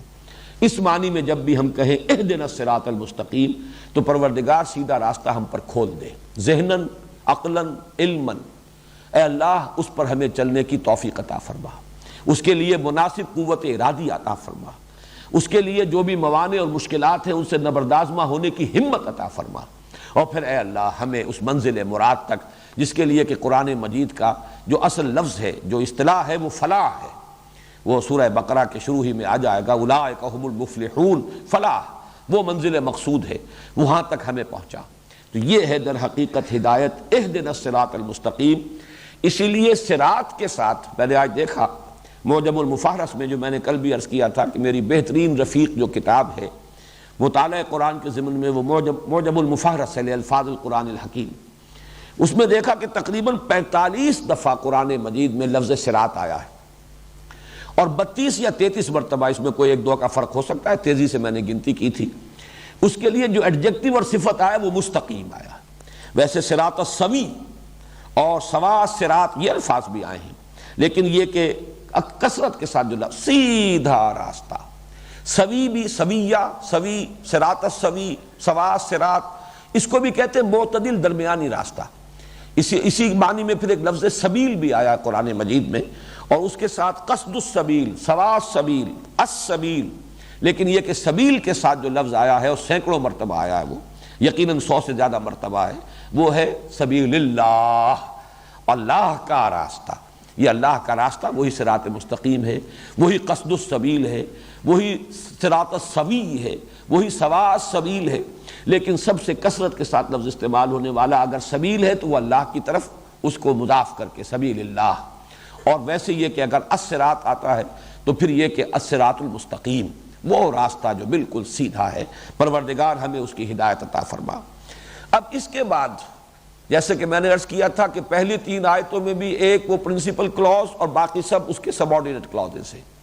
اسی طرح آخری حصے میں بھی پرنسپل کلوز یہی ہے، اہدنا الصراط المستقیم، مکمل جملہ ہے، کلام انشائیہ ہے اور مکمل ہے. اب اس کی شرح ہو رہی ہے مثبت اور منفی دونوں انداز میں. چونکہ یہ الفاظ تو اللہ نے سکھائے ہیں، اللہ نے تلقین فرمائے ہیں،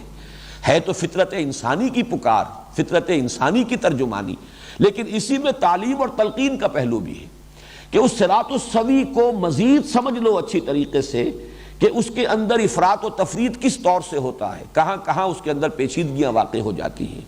اس سے ڈیویشن کس کس طور سے ہوتا ہے، اور یہ صراط المستقیم کن لوگوں کا راستہ ہے. چنانچہ اس کے بعد فرمایا صراط الذین انعمت علیہم،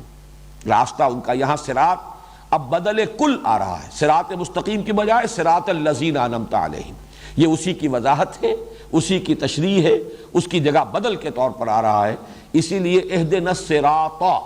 طا پر زبر ہے اس لیے کہ وہ مفعول ہے. یہاں پر بھی دوبارہ وہی زبر آ رہا ہے، صراط الذین انعمت علیہم. یہاں پیش ہوتا تو گویا کہ یہاں سے تو پھر کوئی کلام کی ابتدا ہو جاتی. یہ چونکہ بدل ہے، اعراب وہی ہے، اہدنا الصراط المستقیم صراط الذین انعمت علیہم، ان کا جن پر تیرا انعام ہوا. اس کی زیادہ وضاحت کا موقع نہیں ہے اس وقت مراد کیا ہے، لیکن کم سے کم ایک آیت کو اپنے ذہن میں رکھیے. ویسے تو نعمت اللہ تعالیٰ کی، ہر شے جو اللہ دیتا ہے وہ نعمت ہے، لیکن یہ ہے کہ اصل نعمت، یہ گویا کہ یوں سمجھیے کہ ہم ایک سرکل میں اس وقت بات کر رہے ہیں، اصل نعمت ہے ہی ہدایت. اس لیے کہ جس شے کے ساتھ یہ ہدایت ہو وہ نعمت ہے، اور اگر کوئی دنیا کی بڑی سے بڑی شے بھی ہو اور ہدایت ساتھ نہ ہو تو وہ نعمت نہیں ہے، وہ زحمت ہے، وہ تو ایک عذاب کا ذریعہ اور مقدمہ ہے. اللہ نے صحت دی ہے اور ہدایت بھی دی ہے، کیا کہنے، نور علی نور. یہ صحت ایک نعمت ہے، اس لیے کہ صحت کے ذریعے سے آپ اللہ تعالیٰ کے دین کے لیے کی خدمت کریں گے، آپ نیکیاں کمائیں گے صحت کے ذریعے سے. اسی لیے جو وہ حدیث آتی ہے اغتنموا خمسا قبل خمس، 5 چیزوں کو 5 چیزوں سے پہلے غنیمت سمجھو. مصروفیت سے پہلے فرصت کو غنیمت جانو، بیماری سے پہلے صحت کو غنیمت سمجھو، موت سے پہلے زندگی کو غنیمت سمجھو، بڑھاپے سے پہلے جوانی کو غنیمت سمجھو، مفلسی سے پہلے اگر غنا ہے، اللہ نے تمہیں مستغنی کیا ہے، کچھ فکر معاش سے کچھ تمہیں آزادی دے رکھی ہے، سہولتیں دے رکھی ہیں، غنیمت سمجھو. تو گویا کہ یہ 5 نعمتیں ہیں، لیکن یہ نعمتیں کب بنیں گی؟ انسانی زندگی بھی نعمت ہے، صحت بھی نعمت ہے، دولت بھی نعمت ہے، فرصت بھی نعمت ہے، اور جوانی سب سے بڑی نعمت ہے. لیکن یہ نعمت کب بنے گی؟ جب صفت ہدایت ساتھ موجود ہو، ورنہ یہی در حقیقت عذاب کا سب سے بڑا ذریعہ. صحت ہے، ہدایت نہیں ہے تو جرم کرے گا، عیاشیاں کرے گا، بدماشیاں کرے گا، ظلم کرے گا. اسی طریقے سے جوانی ہے، ہدایت نہیں ہے، کیا کرے گا؟ کیا کچھ اس کے ذریعے سے کیا کمائی کرے گا جوانی کے ذریعے سے؟ یہ تمام فرصت ہے، ہدایت نہیں ہے، کیا کرے گا؟ وہ تو پھر وہ آ جائے گے الفاظ کہ راس البتال دکان الشیطان،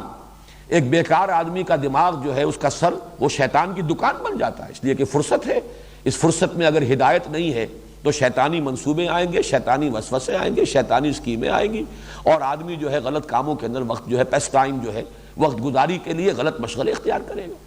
تو یہ 5 چیزیں نعمت ہیں. اولاد بہت بڑی نعمت ہے، بشرطے کہ ہدایت ہو، آپ نے اس کی تربیت کی ہو اولاد کی، وہ صدقہ جاریہ ہے، ہمیشہ ہمیش کے لیے ان کے ذریعے سے جہاں بھی نیکی کا کوئی سلسلہ جاری ہوگا وہ آپ کے لیے ایک کمائی ہے کہ جس کا دروازہ کھل گیا ہے، اور اس آپ کے اکاؤنٹ کا جو ہے اس میں کریڈٹ جمع ہوتا چلا جائے گا. تو ہر چیز نعمت ہے بشرط ہدایت، اور بغیر ہدایت ہر شے زحمت ہے، پھر وہ رحمت نہیں، پھر وہ تو انسان کے لیے بجائے خیر کے شر ہے،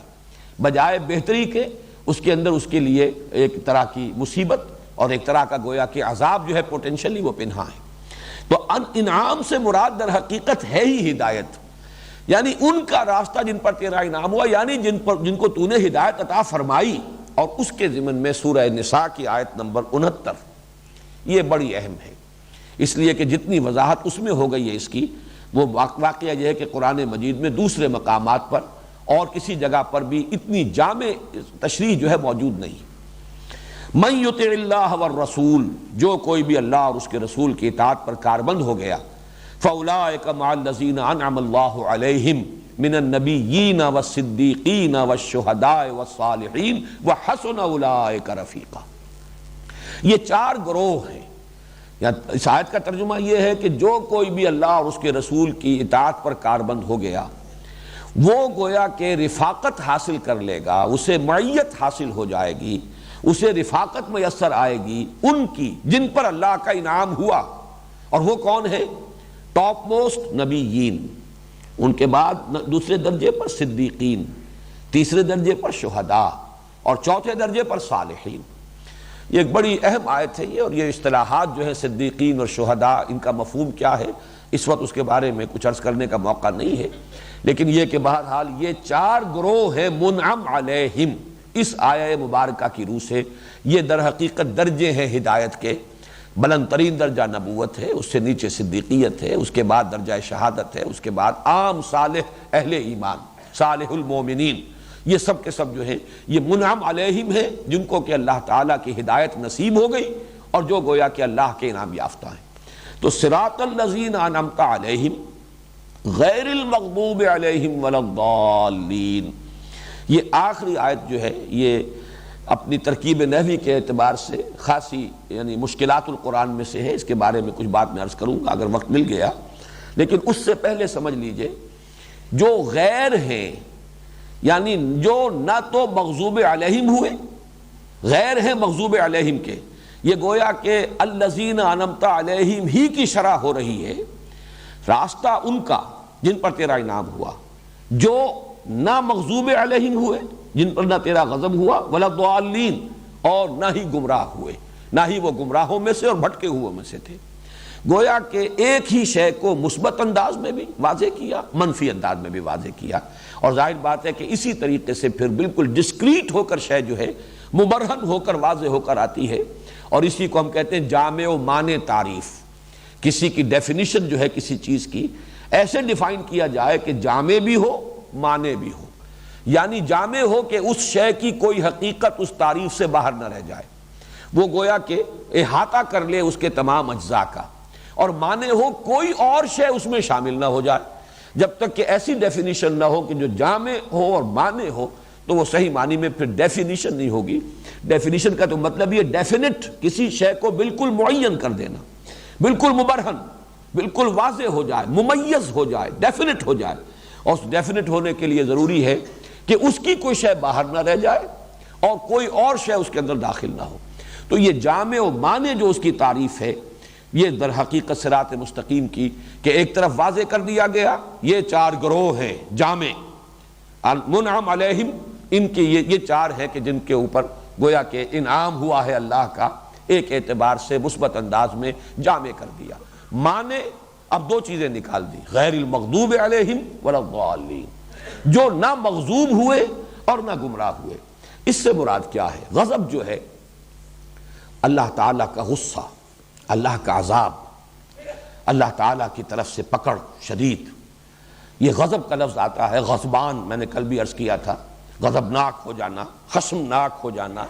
کسی شے پر غصہ آ جانا، یہ ہے غضب کا مفہوم۔ مغضوب علیہم، اب ان لفظ کو اگر عام رکھیں گے تو ظاہر بات ہے کہ اللہ تعالیٰ کے غضب کی بہت سی صورتیں ہیں، اور بہت سی قوموں کے اوپر اللہ کا غضب نازل ہوا ہے۔ بہت سی قومیں ہیں کہ جو دنیا میں ہلاک کر دی گئیں، ان پر اللہ کا غضب آیا، اللہ کا عذاب آیا۔ قوم نوح اور قوم ہود اور قوم صالح اور قوم لوط اور قوم شعیب، یہ سب مغضوب علیہم ہیں۔ لیکن یہ ہے کہ قرآن مجید کے نزول کے وقت، اور خاص طور پر اب چونکہ اس کے ساتھ نبوت ختم ہو رہی تھی،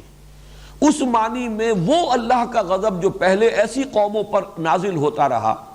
کہ جن کی طرف رسول بھیجے گئے اور انہوں نے رسولوں کی دعوت کو رد کر دیا، اور اس کے نتیجے میں وہ نسیم منسیہ کر دیے گئے، کَأَلَّمْ يَغْنَوْا فِيهَا، ایسے ہو گئے جیسے تھے ہی نہیں۔ اب یہ شے ریپیٹ نہیں ہوگی محمد الرسول اللہ کے بعد صلی اللہ علیہ وسلم، اس لیے کہ نبوت کا دروازہ بند۔ اس درجے میں اب وہ غضب اللہ کا نہیں آئے گا، اس لیے کہ اس درجے میں اتمام حجت کا امکان نہیں۔ وَمَا كُنَّا مُعَذِّبِينَ حَتَّى نَبْعَثَ رَسُولًا، ہم عذاب کبھی بھی نہیں بھیجتے رہے جب تک کہ رسول نہیں بھیج لیتے تھے۔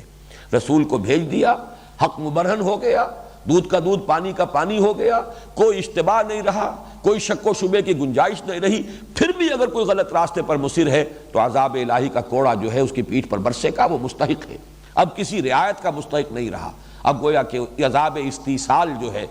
کَأَلَّمْ يَغْنَوْا فِيهَا، ایسے ہو گئے جیسے تھے ہی نہیں۔ لا یُرَىٰ إِلَّا مَسَاکِنُهُمْ، اب ان کے مسکن نظر آ رہے ہیں، محل نظر آ رہے ہیں، بسنے والے کہیں نظر نہیں آتے، ان کا نام و نشان ختم ہو گیا۔ کہیں کہا جاتا ہے قُطِعَ دَابِرُ الْقَوْمِ الَّذِينَ ظَلَمُوا، ان کی جڑ کاٹ دی گئی۔ استیصال کہتے ہیں اسی کو، اصل کہتے ہیں جڑ، استیصال جڑ سے کسی شے کو اکھیڑ دینا، یہ استیصال ہوگا۔ اس لیے کہ اگر درخت کا یا پودے کی جڑ برقرار رہے، آپ نے اوپر سے تنا کاٹ دیا تو پھر شاید یہ درخت جو ہے پروان چڑھ جائے، پھر ابھر جائے، پھر اس کے اندر برگ و بار آ جائیں۔ جڑ سے اکھیڑ دیا تو ختم ہوا۔ یہ عذاب اب نہیں آئے گا۔ مغضوب علیہم کی یہ شکل جو ہے اب حضور صلی اللہ علیہ وسلم کے بعد کسی قوم کے لیے نہیں۔ ایک استثناء ہے اس میں، وہ استثناء ہے یہود، اس لیے کہ وہ اس غضب کے مستحق ہو چکے تھے۔ حضرت مسیح علیہ السلام ان کی طرف رسول بنا کر بھیجے گئے، رسولا الی بنی اسرائیل، اور انہوں نے ان کو نہ صرف یہ کہ ان کی دعوت قبول نہیں کی، بلکہ واقعہ یہ ہے کہ جتنی گستاخی انہوں نے کی ہے اللہ کے کسی رسول کے ساتھ، اور جس درجے میں کہ انہوں نے اقدام کیا ہے اللہ کے رسول کے خلاف، شاید دنیا میں اس کی مثال نہ ہو۔ حضرت نوح پر بھی کوئی جس کو کہا جاتا ہے کوئی اقدام ایسا ان کی قوم نے نہیں کیا تھا کہ ان کو قتل کرنے کے درپے ہو گئے۔ استہزاء ہوا ہے، تمسخر ہوا ہے، مذاق اڑا ہے،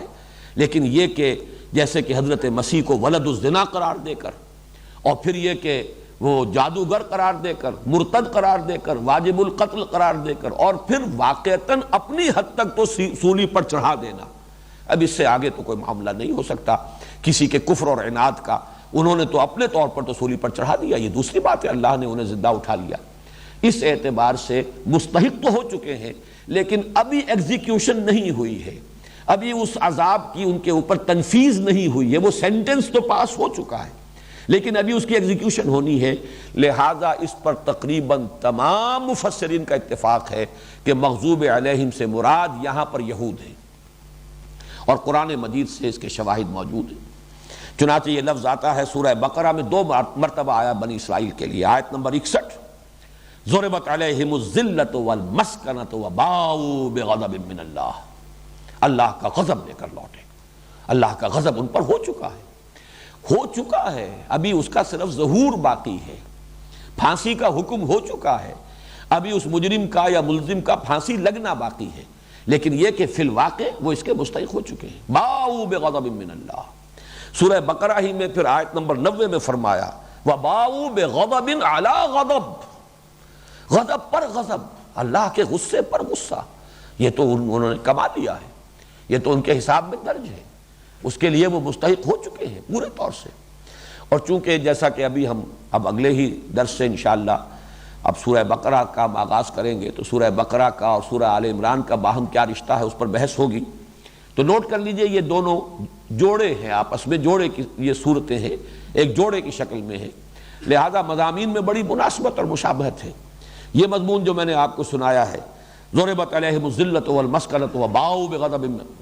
من اللہ، یہی سورہ آل عمران کی آیت نمبر 112 میں ہے، ضربت علیہم الذلۃ اینما ثقفوا الا بحبل من اللہ وحبل من الناس وباؤوا بغضب من اللہ وضربت علیہم المسکنہ۔ تو یہ جو باؤوا بغضب من اللہ، گویا کہ قرآن مجید کی آیات سے بھی اس کا انطباق، اس کا اطلاق ہو رہا ہے یہود پر، اور اس کی میں منطقی اور عقلی شرح بھی کر چکا ہوں کہ وہ غضب اب کسی اور پر نہیں آئے گا، اس لیے کہ اب کوئی نبی اور رسول نہیں آئے گا۔ کسی قوم کا جڑ سے وجود مٹا دیا جانا یہ نہیں ہوگا، جزوی طور پر ہو سکتا ہے، جیسے ہم پر بھی ہوا ہے، اسپین میں مسلمانوں کا نام و نشان مٹ گیا، لیکن مسلمانوں کا، امت مسلمہ کا نام و نشان نہیں مٹ سکتا۔ حضور نے فرمایا انا آخر المرسلین وانتم آخر الامم، تم آخری امت ہو، میں آخری رسول ہوں۔ قیامت تک اب یہ دور ہے رسالت و نبوت محمدی کا، اور امت محمد برقرار رہے گی۔ ایک قوم نکل جائے دوسری قوم آ جائے گی، ایک قوم اگر ختم بھی ہو گئی دوسری قوم آئے گی، لیکن وہ امت برقرار رہے گی۔ اس اعتبار سے مغضوب علیہم کی مثال اس وقت یہود ہیں، اور اس کی وجہ کیا ہے؟ وجہ یہ ہے کہ انہوں نے جان بوجھ کر تحریفیں کی دین میں، حق کے واضح ہونے کے بعد، حق کے مبرہن ہونے کے بعد، جس کا سب سے بڑا ثبوت یہ ہے کہ قرآن یہ کہتا ہے کہ یہ یہود کے علماء، ان کے جو عامی لوگ تھے امیین، جن کو کہ کچھ پتہ نہیں تھا تورات میں کیا لکھا ہے، کہا گیا ہے منہم امیون لا یعلمون الکتاب، وہ جانتے نہیں کتاب میں کیا ہے، وہ تو ان پڑھ ہیں۔ ان کی بات چھوڑ دیجئے، علماء جو تھے ان کے، یعرفونہ کما یعرفون ابناءہم، ایسے پہچانتے ہیں محمد کو صلی اللہ علیہ وسلم اور قرآن کو جیسے کہ اپنے بیٹوں کو پہچانتے ہیں، لیکن عناد، سرکشی، ضد، تعصب، دشمنی، ہٹ دھرمی اس کے اندر انتہا کو پہنچے ہوئے۔ اس اعتبار سے بھی واقعتاً وہی مصداق ہے غیر المغضوب علیہم، جو مغضوب علیہم نہیں ہوئے، وہ منعم علیہم، گویا کہ انہی کی مزید شرح ہو رہی ہے، ان کے لیے وضاحت کی جا رہی ہے، تصویر کا دوسرا رخ دکھایا جا رہا ہے نفی کے ساتھ، جو مغضوب علیہم نہیں ہوئے، ولا الضالین، اور نہ ہی گمراہ۔ یہ ضال کا لفظ جو ہے البتہ یہ ذرا بہت سے اگرچہ اس کے مفہوم ہیں اور بہت وسیع یہ اپنے مفاہیم کا حامل لفظ ہے، اس لیے کہ ضال جو ہے، ضاد لام لام ضلہ، یہ لفظ آ جاتا ہے کسی غفلت کی وجہ سے انسان راستہ بھول جائے، بھٹک جائے۔ پھر یہ لفظ اس طرح بھی آ جاتا ہے کہ اپنی امکانی حد تک اور نیک نیتی کے ساتھ انسان تلاش کر رہا ہے، خیر ہی کا جذبہ ہے، لیکن کہیں عدم توازن کا شکار ہو جائے۔ پھر یہ لفظ اس معنی میں بھی آتا ہے کسی شخص پر کوئی ایسا غلبہ ہو جائے کسی ایک جذبے کا، خلوص کے ساتھ، کسی کی محبت ہے، جسے ہم کہتے ہیں محبت میں دیوانہ ہو جانا، اس کے لیے بھی یہ لفظ آتا ضال۔ کسی کے اوپر کوئی خیال ایسا مسلط ہو جائے کہ بہت سے دوسرے جو خیالات ہیں وہ وہاں سے ایلیمنیٹ ہو جائیں۔ یہ جیسے کہ حضرت یعقوب کے بارے میں ان کے بیٹوں نے یہ کہا، جب انہوں نے پھر کہا، حضرت یوسف کا ذکر کیا، تاللہ انک لفی ضلالک القدیم، ابا جان آپ تو اپنی اسی پرانے خیال میں ہیں، آپ تو اپنی اسی پرانی، اب اسے ہم کہہ سکتے ہیں دیوانہ پن میں ہیں، دیوانگی میں ہیں، یعنی آپ پر یوسف کی محبت کا غلبہ اتنا شدید ہو گیا ہے کہ آپ بس اسی کے بارے میں سوچتے رہتے ہیں، حقائق کو نہیں دیکھتے۔ آپ اسی امید میں بیٹھے ہیں کہ یوسف آپ کے پاس آئے گا اور دوبارہ پھر آپ کی ملاقات ہو جائے گی، آپ ایک ناممکن شے کا جو ہے تصور کیے بیٹھے ہیں۔ تو یہ جو کیفیت ہے کہ کوئی ایک جذبہ، اور وہ جذبہ ضروری نہیں کہ برا ہو، محمود جذبہ، وہ محمود جذبہ بھی اگر غیر متوازن ہو جائے تو اس کو بھی، اس کے لفظ پر بھی، اس کیفیت پر بھی اس لفظ کا اطلاق ہو جاتا ہے۔ اس معنی میں یہ لفظ خود حضور صلی اللہ علیہ وسلم کے لیے آیا، اس لیے مجھے ساری یہ وضاحت اس لیے کرنی پڑی، اگرچہ میں وہ اسپیکٹرم کمپلیٹ پہلے کر دوں۔ بدنیتی کے ساتھ بھی اگر کوئی آدمی غلط راستے پر جاتا ہے اس پر بھی ضلہ کا اطلاق ہو جائے گا۔ بدنیتی کے ساتھ غلط راستے پر جانا وہ بھی ضلہ، اور نیک نیتی کے ساتھ کسی اچھے جذبے کی وجہ سے لیکن اس کا غلبہ ہو جائے، مغلوب الحال ہو کر انسان کا کہیں راستے سے بھٹک جانا، اس پر بھی اس کا ہوگا۔ کسی کی محبت اتنی سوار ہو جائے کہ باقی چیزوں سے توجہ ہی ہٹ جائے، ساری کی ساری توجہ جو ہے مرکوز ہو جائے کسی ایک ہی چیز کے اوپر، محبت کا ایک ایسا جو ہے جذبہ ہو، اس پر بھی لفظ ضلال کا اطلاق ہو جائے گا۔ تو یہ لفظ جو ہے بہت وسیع ہے اپنے انطباق اور اطلاق میں۔ اس اعتبار سے جو سورۃ الضحیٰ میں لفظ آیا ہے وَوَجَدَكَ ضَالًّا فَہَدَىٰ، اس کی جو مختلف تعبیرات کی گئی ہیں وہ میں نے وہاں اس وقت جبکہ اس سورہ مبارکہ کا درس ہو رہا تھا میں بیان کر چکا ہوں، اس وقت صرف اشارے کر رہا ہوں کہ اس کا ایک مفہوم تو یہ ہے کہ حضور صلی اللہ علیہ وسلم ابھی ہدایت کے متلاشی تھے، غور و فکر کے مرحلے سے گزر رہے تھے، جیسے کہ حضرت عائشہ صدیقہ رضی اللہ تعالی عنہا کی جو روایت ہے کہ جب آپ کی عمر شریف 40 برس کی ہوئی تو آپ پر غلبہ ہو گیا، خلوت گزینی آپ کو محبوب ہو گئی، فکان یخلو بغار حرا یتحنس فیہ، کئی کئی دن کئی کئی راتیں مسلسل وہاں قیام ہے. اور پھر شارحین حدیث کہتے ہیں کہ کیا کرتے تھے آپ وہاں؟ کوئی عبادت، کوئی نماز، ابھی تو جبرائیل سے ملاقات نہیں ہوئی، نماز آپ کو سکھائی نہیں گئی، کیا کرتے تھے؟ تو کان صفت و تعبدہ فی غار حرا التفکر والاعتبار، غور و فکر، سوچ بچار، مشاہدہ، یہ کیا ہو رہا ہے، حالات کتنے بگڑے ہوئے ہیں، کیا یہ حالات بھی کبھی صحیح ہو سکیں گے؟ اخلاق کی کس پستی میں معاشرہ گرا ہوا ہے، کیا یہ اس دلدل سے نکل سکیں گے؟ یہ شرک اور یہ بت پرستی جو ہو رہی ہے، یہ ساری کیفیات، اور پھر اصل ہدایت کے لیے ایک طلب اور اس کی ایک بے چینی، ایک کیفیت جو تھی آپ کے اندر، اس کو ضال سے تعبیر کیا. وَوَجَدَكَ ضَالًّا فَہَدَىٰ. اب دیکھیے ہدایت کے لفظ کے ساتھ جڑ گیا. متلاشی تھے حقیقت کے اور ہدایت کے لیے کوشاں تھے، اللہ نے ہدایت دے دی، دروازے کھلے اور پردے اٹھے، حجابات اٹھے، خطاب شروع ہوا. افلاک سے آتا ہے نالوں کا جواب آخر، کرتے ہیں خطاب آخر، اٹھتے ہیں حجاب آخر. یہ ہے لفظ ضال. بعض حضرات نے اس کی تشریح کی ہے کہ عشق الہی میں حضور صلی اللہ علیہ وسلم اس وقت اس درجے آپ پر غلبہ ہو چکا تھا عشق الہی کا کہ اس کی وجہ سے لفظ ضال کا اطلاق ہوا ہے. اگرچہ یہ کہ یہ مناسبت نہیں ہے اس میں، حضرت یعقوب کے بارے میں وہ لفظ میں نے بیان کر دیا، اس لفظ کے اندر وہ امکان موجود ہے، اور ظاہر بات ہے کہ حضرت یعقوب کے لیے اگر لفظ استعمال کیا ان کے بیٹوں نے تو وہ اسی سینس میں استعمال کیا کہ یوسف کی محبت جو ہے اس درجے آپ پر چھا چکی ہے کہ بس آپ کو اور کسی چیز کا دھیان ہی نہیں ہے، فکر ہی نہیں ہے، آپ اسی اپنے خیال میں ضلالک القدیم اسی میں آپ مبتلا ہیں. لیکن حضور کے لیے جو فرمایا تو وہ در حقیقت دوسرا مفہوم اس کے اوپر منطبق نہیں ہوتا، اس لیے کہ فہدا کا لفظ آیا ہے.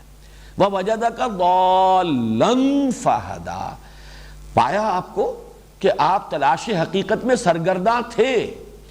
اب آپ دیکھیے کہ دنیا سے ایک بے رغبتی ہو گئی ہے، ظاہر بات ہے کاروبار آپ کرتے تھے اس سے بھی دل اچاٹ ہوا ہے، گھر میں اہلیہ موجود ہیں، بیوی ہے بہت محبت کرنے والی، جان چھڑکنے والی، اب ان کو بھی چھوڑ کر کئی کئی رات جو ہے جا کر غار حرا میں آپ قیام فرما رہے ہیں. تو گویا کہ وہ اس درجے تلاش حقیقت کی سرگردانی جو ہے اس درجے آپ پر آ چکی جس کے لیے لفظ دلال آیا. وَوَجَدَكَ ضَالًّا فَہَدَىٰ. البتہ یہ کہ سورہ فاتحہ میں جو لفظ آیا ہے تو اگر مغضوب علیہم سے مراد یہود ہیں تو ضالین سے مراد کون ہے تعین کے ساتھ؟ اس پر تقریباً اجماع ہے کہ اس سے مراد نصارہ ہے، پیروان حضرت مسیح علیہ الصلوۃ والسلام. اس لیے کہ آپ کے جو پیرو تھے ان کے اندر ایک غلبہ ہوا ہے زہد کا، جیسے کہ صحابہ کرام میں سے حضرت ابو ذر پر زہد کا غلبہ تھا، اور وہ یعنی زہد اس انتہا کو پہنچا ہوا، اسی لیے حضور نے خود تشبیہ دی ہے کہ من کان یسرہ ان ینظر الی زہد عیسیٰ فلینظر الی صاحبی ابی ذر. اگر کسی کو عیسیٰ کا زہد اپنی آنکھوں سے دیکھنا ہو تو میرے ساتھی میرے دوست ابو ذر کو دیکھ لیں. تو حضرت عیسیٰ کا وہ مزاج جو ہے آپ کے جو حواریین تھے، پھر آپ کے شاگرد، پھر ان کے شاگردوں کے شاگرد، یہ جو سلسلہ آپ کا چلا نصارہ کا، ان کے اندر اس زہد کا غلبہ تھا. اس میں وہ متوازن کیفیت جو ہے کہ دنیا کا معاملہ بھی ہے اور حقوق ہیں دنیا میں، انسانی حقوق ہیں، ان کو بھی ادا کرنا، وہ جس درجے ہونا چاہیے تھا نہیں رہا. اسی طریقے سے رہبانیت کی جو انہوں نے بدعت ایجاد کی، یہ سورہ حدید کے اندر یہ مضمون آیا ہے، وَرَهْبَانِيَّةً ابْتَدَعُوهَا. یہ انہوں نے خود گھڑ لیا. ہم نے رہبانیت مَا كَتَبْنَاهَا عَلَيْهِمْ، ہم نے وہ ان پر فرض نہیں کی تھی، ہم نے یہ چیز ان پر لازم نہیں کی تھی. یہ دنیا سے بالکل کنارہ کشی اور انقطاع جو ہے یہ ہم نے تو لازم نہیں کیا تھا. إِلَّا ابْتِغَاءَ رِضْوَانِ اللَّهِ. یہ ذرا تفصیلی اعتبار سے ذرا مشکل مقام ہے کہ اس کے دونوں مفہوم ہیں. انہوں نے جو کیا تو اسی لیے کیا کہ وہ اللہ کو راضی کرنا چاہتے تھے. ظاہر بات ہے ترک دنیا جو ہے وہ کسی محمود جذبے کے تحت ہی ہوگی. کون گھر کے آسانیاں چھوڑ کر، آسائشیں چھوڑ کر کون جا کر کسی غار کے اندر ڈیرا لگائے گا؟ کون سختیاں جھیلے گا؟ کون جنگلوں میں جائے گا، بنواس لے گا؟ کون پہاڑوں کی چوٹیوں پر کھڑے ہو کر تپسیائیں کرے گا؟ جذبہ تو کوئی نہ کوئی اچھا ہے، خیر کا ہے. تو ابتغاء رضوان اللہ تو تھا ان کے پیش نظر، لیکن یہ کہ اس میں عدم توازن ہو گیا. خیر کا جذبہ بھی اعتدال سے بڑھ کر برائی کی شکل اختیار کر سکتا ہے. اس لیے تو ہم کہتے ہیں کہ حضور صلی اللہ علیہ وسلم کا اسوہ جو ہے ہمارے لیے، اس لیے کہ معتدل اور متوازن ایک شخصیت جس کے اندر وہ نیکی کے جذبات بھی مختلف اعتبارات سے جو اس کے تقاضے ہیں وہ سمو دیے گئے ہو توازن کے ساتھ، اعتدال کے ساتھ، وہ اسوہ ہے محمد الرسول اللہ صلی اللہ علیہ وسلم کا، لقد کان لکم فی رسول اللہ اسوۃ حسنہ۔ شادیاں بھی کی ہے، ازواج مطہرات سے آپ کو محبت تھی، آپ ان کا حق ادا کرتے تھے، دلجوئی کرتے تھے، شفقت فرماتے تھے، آپ صاحب اولاد تھے، آپ کو اپنی بیٹیوں سے محبت تھی، یہ سب چیزیں موجود ہیں۔ یہ نہیں ہے کہ اس کو کوئی شر قرار دیا جائے، اسے فی نفسہ ہی ایول قرار دیا جائے، البتہ یہ کہ ایک مقام ہے، اس سے آگے نہیں، ایک حد ہے، اہل و عیال کی محبت اس سے آگے نہ جائے، کہیں حقوق اللہ کے اندر دست اندازی نہ ہو جائے۔ یا ایھا الذین آمنوا ان من ازواجکم واولادکم عدوا لکم فاحذروہم، اس اعتبار سے چوکس رہو، چوکنے رہو، ہوشیار رہو، کہیں ان کی محبت تمہیں کسی غلط راستے پر نہ ڈال دے، کہیں حد اعتدال سے تجاوز نہ کر جاؤ، کہیں شریعت کے حدود کو پھلانگ نہ جاؤ ان کی محبت کی وجہ سے۔ یہ توازن، اور یہی سب سے مشکل، سب سے کٹھن کام ہے۔ آدمی واقعہ یہ کہ ایک دھن سوار ہو جائے، اس دھن میں نکلا چلا جاتا ہے، اور یہ آسان رہتا ہے، لیکن اس توازن کو آدمی برقرار رکھے، اس پر خود اپنے آپ کو قائم رکھے۔ میں تو بلکہ کہا کرتا ہوں کہ یہ جو ہمارے ہاں تصور ہے پل صراط کا، کہ یہ بال سے زیادہ باریک اور تلوار کی دھار سے زیادہ تیز راستہ ہے جس پر سے گزرنا ہوگا، اس دنیا میں بھی اعتدال اور توازن کا راستہ جو اتنا ہی باریک ہے، اتنا ہی کٹھن ہے، تمام تقاضوں کو سمونا ایک توازن کے ساتھ مشکل ہے۔ بہرحال ضالین کے بارے میں صراحت ہے کہ یہ نصارہ حضرت مسیح علیہ السلام کے حواریین اور ان کی امت، انہوں نے جو ترک دنیا کی شکل اختیار کی ہے، جو ایک جذبہ محمود کے تحت تھا۔ بہرحال اس آیت مبارکہ میں الا ابتغاء رضوان اللہ کا ایک مفہوم یہ بھی لیا گیا ہے کہ ما کتبناها علیہم الا ابتغاء رضوان اللہ، ہم نے کوئی شے لازم نہیں کی تھی ان پر سوائے اس کے کہ وہ اللہ کی رضا کے متلاشی ہوں، لیکن اللہ کے رضا کی تلاش میں دنیا سے قطع تعلق کرنا یہ ہم نے ان پر فرض نہیں کیا تھا۔ لیکن یہ کہ یہ ایک مثال ہے کہ نیک نیتی سے، خیر کے ایک جذبے کے تحت بھی انسان بھٹک سکتا ہے۔ تو ضال اس معنی میں جب مغضوب علیہم کے مقابلے میں آیا ہے تو ایک ہلکے لفظ کی حیثیت سے آیا ہے، لیکن اس سے بھی گویا کہ تلقین کی جا رہی ہے کہ اس کو بھی شعوری طور پر اپنے سامنے رکھو کہ اللہ ایسا نہ ہو کہ ہم اس کے اندر مبتلا ہو جائیں، اس عدم توازن کے اندر، اور جو اعتدال ہے دین کا، شریعت محمدی کا، یا سواء السبیل صراط مستقیم کا، وہ ہمارے کہیں ہاتھ سے اس کا دامن چھوٹ جائے تو غیر المغضوب علیہم ولا الضالین، ان دونوں کو بھی سامنے رکھ دیا گیا۔ منعم علیہم انبیاء، صدیقین، شہداء، صالحین، تمام انبیاء آ جائیں گے، ان کے حواریین، ان کے ساتھی، ان کے صحابہ، ان کے جانشین، ان کے صدیقین، ان کے شہداء۔ پھر یہ کہ غیر المغضوب علیہم، پیچھے تمام وہ اقوام جو ہلاک کی گئی، عذاب استیصال آیا، لیکن یہ کہ اب دنیا میں اس کی مثال وہ یہود ہیں جن پر وہ عذاب ابھی آنا باقی ہے۔ کوئی اور قوم اس عذاب استیصال کا اب نوالا نہیں بنے گی، اس لیے کہ نبوت اور رسالت کا سلسلہ منقطع ہو چکا۔ اسی طریقے سے ضالین، اس کی بہت سی شکلیں ممکن ہیں، لیکن یہ کہ جو اس وقت اہل کتاب کے دو گروہ موجود ہیں ہمارے سامنے نشان عبرت کے طور پر، ان میں اس کی مثال نصارہ ہے کہ انہوں نے رہبانیت کی بدعت ایجاد کی، ایک اچھے جذبے اور نیکی کے جذبے کے تحت انہوں نے ایک غیر معتدل روش اختیار کی، جس کی وجہ سے پھر وہ بھٹک گئے اور وہ سواء سبیل صراط مستقیم جو ہے اس کا دامن ان کے ہاتھ سے چھوٹ گیا۔ اب میں آخری بات عرض کر رہا ہوں آپ سے، اور وہ یہ ہے کہ اس میں جو اشکال ہے ترجمے کا اس آخری آیت کے ضمن میں، اس کی وضاحت کر دوں۔ شاہ عبد القادر رحمۃ اللہ علیہ اور انہی کے تتبع میں شیخ الہند رحمۃ اللہ علیہ مولانا محمود حسن، اس لیے کہ انہوں نے تو صاف لکھا ہے کہ میں نے کوئی ترجمہ از خود نہیں کیا ہے، بلکہ شاہ عبد القادر صحیح کا جو ترجمہ تھا رحمہ اللہ، میں نے اس کو جو 100 برس میں زبان کا ایڈیم تبدیل ہو گیا ہے، محاورہ بدل گیا، صرف میں نے محاورہ بدلا ہے، اور انگریزی تراجم میں عبداللہ یوسف علی نے اور علامہ محمد اسد نے جو ایک نیا ترجمہ کیا ہے، ان چار کا ذکر جو ہے وہ حافظ احمد یار صاحب نے کیا ہے، اور میں انہی کے حوالے سے آپ کو بتا رہا ہوں۔ انہوں نے تو ترجمہ یہ کیا ہے کہ غیر المغضوب علیہم میں جو غیر ہے اور مجرور ہے، رے کے نیچے زیر ہے، تو یہ در حقیقت الذین کا بدل ہے، صراط الذین انعمت علیہم غیر المغضوب، گویا کہ الذین ہی کی وضاحت ہو رہی ہے، راستہ ان کا جن پر تیرا انعام ہوا، جو نہ مغضوب ہوئے اور نہ ضالین، نہ ہی گمراہ، نہ بھٹکے ہوئے، یہ گویا کہ انہی کی شرح ہو رہی ہے۔ لیکن جو اکثر تراجم ہیں ہمارے، انہوں نے اس کا ترجمہ کیا ہے راستہ ان کا جن پر تیرا انعام ہوا، نہ راستہ ان کا جو کہ مغضوب ہوئے، نہ راستہ ان کا جو بھٹک گئے۔ تو یہ راستے کی تکرار جو آتی ہے اس کی دو ہی شکلیں ممکن ہیں، یا تو غیر پر اگر زبر ہو، کیونکہ یہ بھی ایک قرات ہے جو ہمارے ہاں عام طور پر سب سے زیادہ جو مقبول ہے قرات، وہ تو حفص کی روایت ہے، اس میں غیرے ہے جو ہم پڑھتے ہیں، لیکن یہ کہ کچھ شاذ جو ہے قرات کی ایک روایت غیرہ بھی ہے، غیر المغضوب علیہم۔ اگر زبر ہو تو یہ صراط کا بدل ہو جائے گا، پھر ترجمہ وہ صحیح ہوگا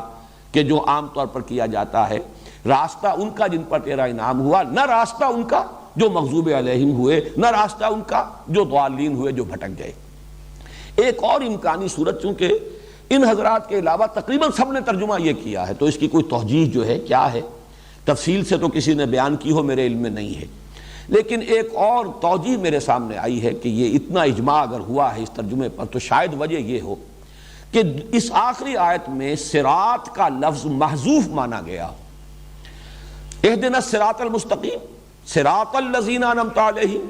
اس کے بعد صراط غیر المغضوب علیہم ولا الضالین۔ اگر یہاں پہ صراط کے لفظ کو محذوف مان لیا جائے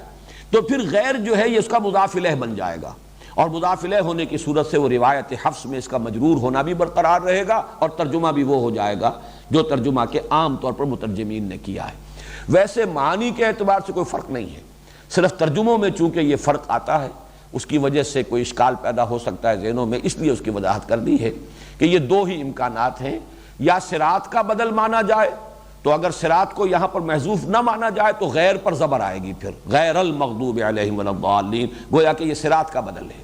اور اگر اس کو زیر ہی مانا جائے پھر بھی ترجمہ یہ کیا جائے تو صراط کے لفظ کو محذوف مان لیا جائے، صراط الذین انعمت علیہم، صراط غیر المغضوب علیہم ولا الضالین، یہ دو امکانات ہیں۔ اب آخری بات ہے، اس سورہ مبارکہ کے اختتام پر آمین کہنا یہ سنت ہے، لیکن یہ آمین قرآن کا جز نہیں، اس لیے لکھا نہیں جاتا، لیکن یہ کہ اس کو کہنا، بس فرق پھر وہی ہو جائے گا، جہری کہیں یا سری کہیں، آمین بالجہر یا آمین بالسر، یہ پھر اختلاف ہے، لیکن کہنا ضروری ہے۔ یہ آپ خاموشی سے کہیں، اپنے طور پر کہیں، یا باجماعت کہیں، اور خوب اظہار کے ساتھ کہیں، جہر کے ساتھ کہیں، یہ ایک مسلک کا اختلاف ہے جس کو میں یہاں زیر بحث نہیں لانا چاہتا، لیکن یہ کہ اس لفظ کا اصل مفہوم کیا ہے، کیونکہ میں نے آج رحمان کے لفظ پر بھی بحث کی ہے کہ یہ شاید عبرانی کا لفظ ہے، یہ آمین بھی در حقیقت وہاں سے آیا ہوا لفظ ہے، اس لیے کہ آپ نے عیسائیوں کے ہاں بھی دیکھا ہوگا کہ ان کی بھی جو لارڈس پریئر ہے اس کے اختتام پر آمین وہ یہ الفاظ کہتے ہیں، یہ تو معلوم یہ ہوا کہ یہ لفظ بھی در حقیقت قدیم ہے، یہ صرف عرب لفظ ہوتا تو یہ ان لوگوں کے ہاں اس کا استعمال نہ ہوتا۔ اور امن کا مادہ چونکہ یہی ہے کسی چیز کی تائید، یہ جب ہم نے ایمان کی بحث ہم کر رہے تھے، توثیق اور تائید کے لیے آتا ہے، آمن لہو، اس کی بات مان لی، اس کی توثیق کی، اس کی تصدیق کی، تو گویا کہ اسی سے یہ لفظ استعمال ہو رہا ہے یہاں پہ، جس کا مفہوم یہ ہوتا ہے کہ دعا کے آخر میں انسان کہے اے اللہ ایسا ہی ہو، ہماری یہ دعا قبول ہو جائے۔ تو اگر امام صرف پڑھ رہا ہے، اور اگر ہم یہ سمجھے کہ قراءۃ الامام قراءۃ المقتدی، مقتدی کے لیے بھی قراءت ہو گئی، کم سے کم جہری کی حد تک تو میں اس کو مانتا ہوں، لیکن پھر بھی یہ کہ اپنے چاہے دل ہی میں آمین کا لفظ ضرور کہنا چاہیے، یہ گویا کہ نبی اکرم صلی اللہ علیہ وسلم کی سنت، اور اس دعا کے ساتھ اس کا جو ایک معنوی ربط ہے، گویا کہ پھر ہم اس پوری قراءت کے اندر شریک ہو گئے اگر ہم نے صرف لفظ آمین بھی خود ادا کر لیا۔ بارک اللہ لی ولکم فی القرآن العظیم ونفعنی وإیاکم بالآیات والذکر الحکیم۔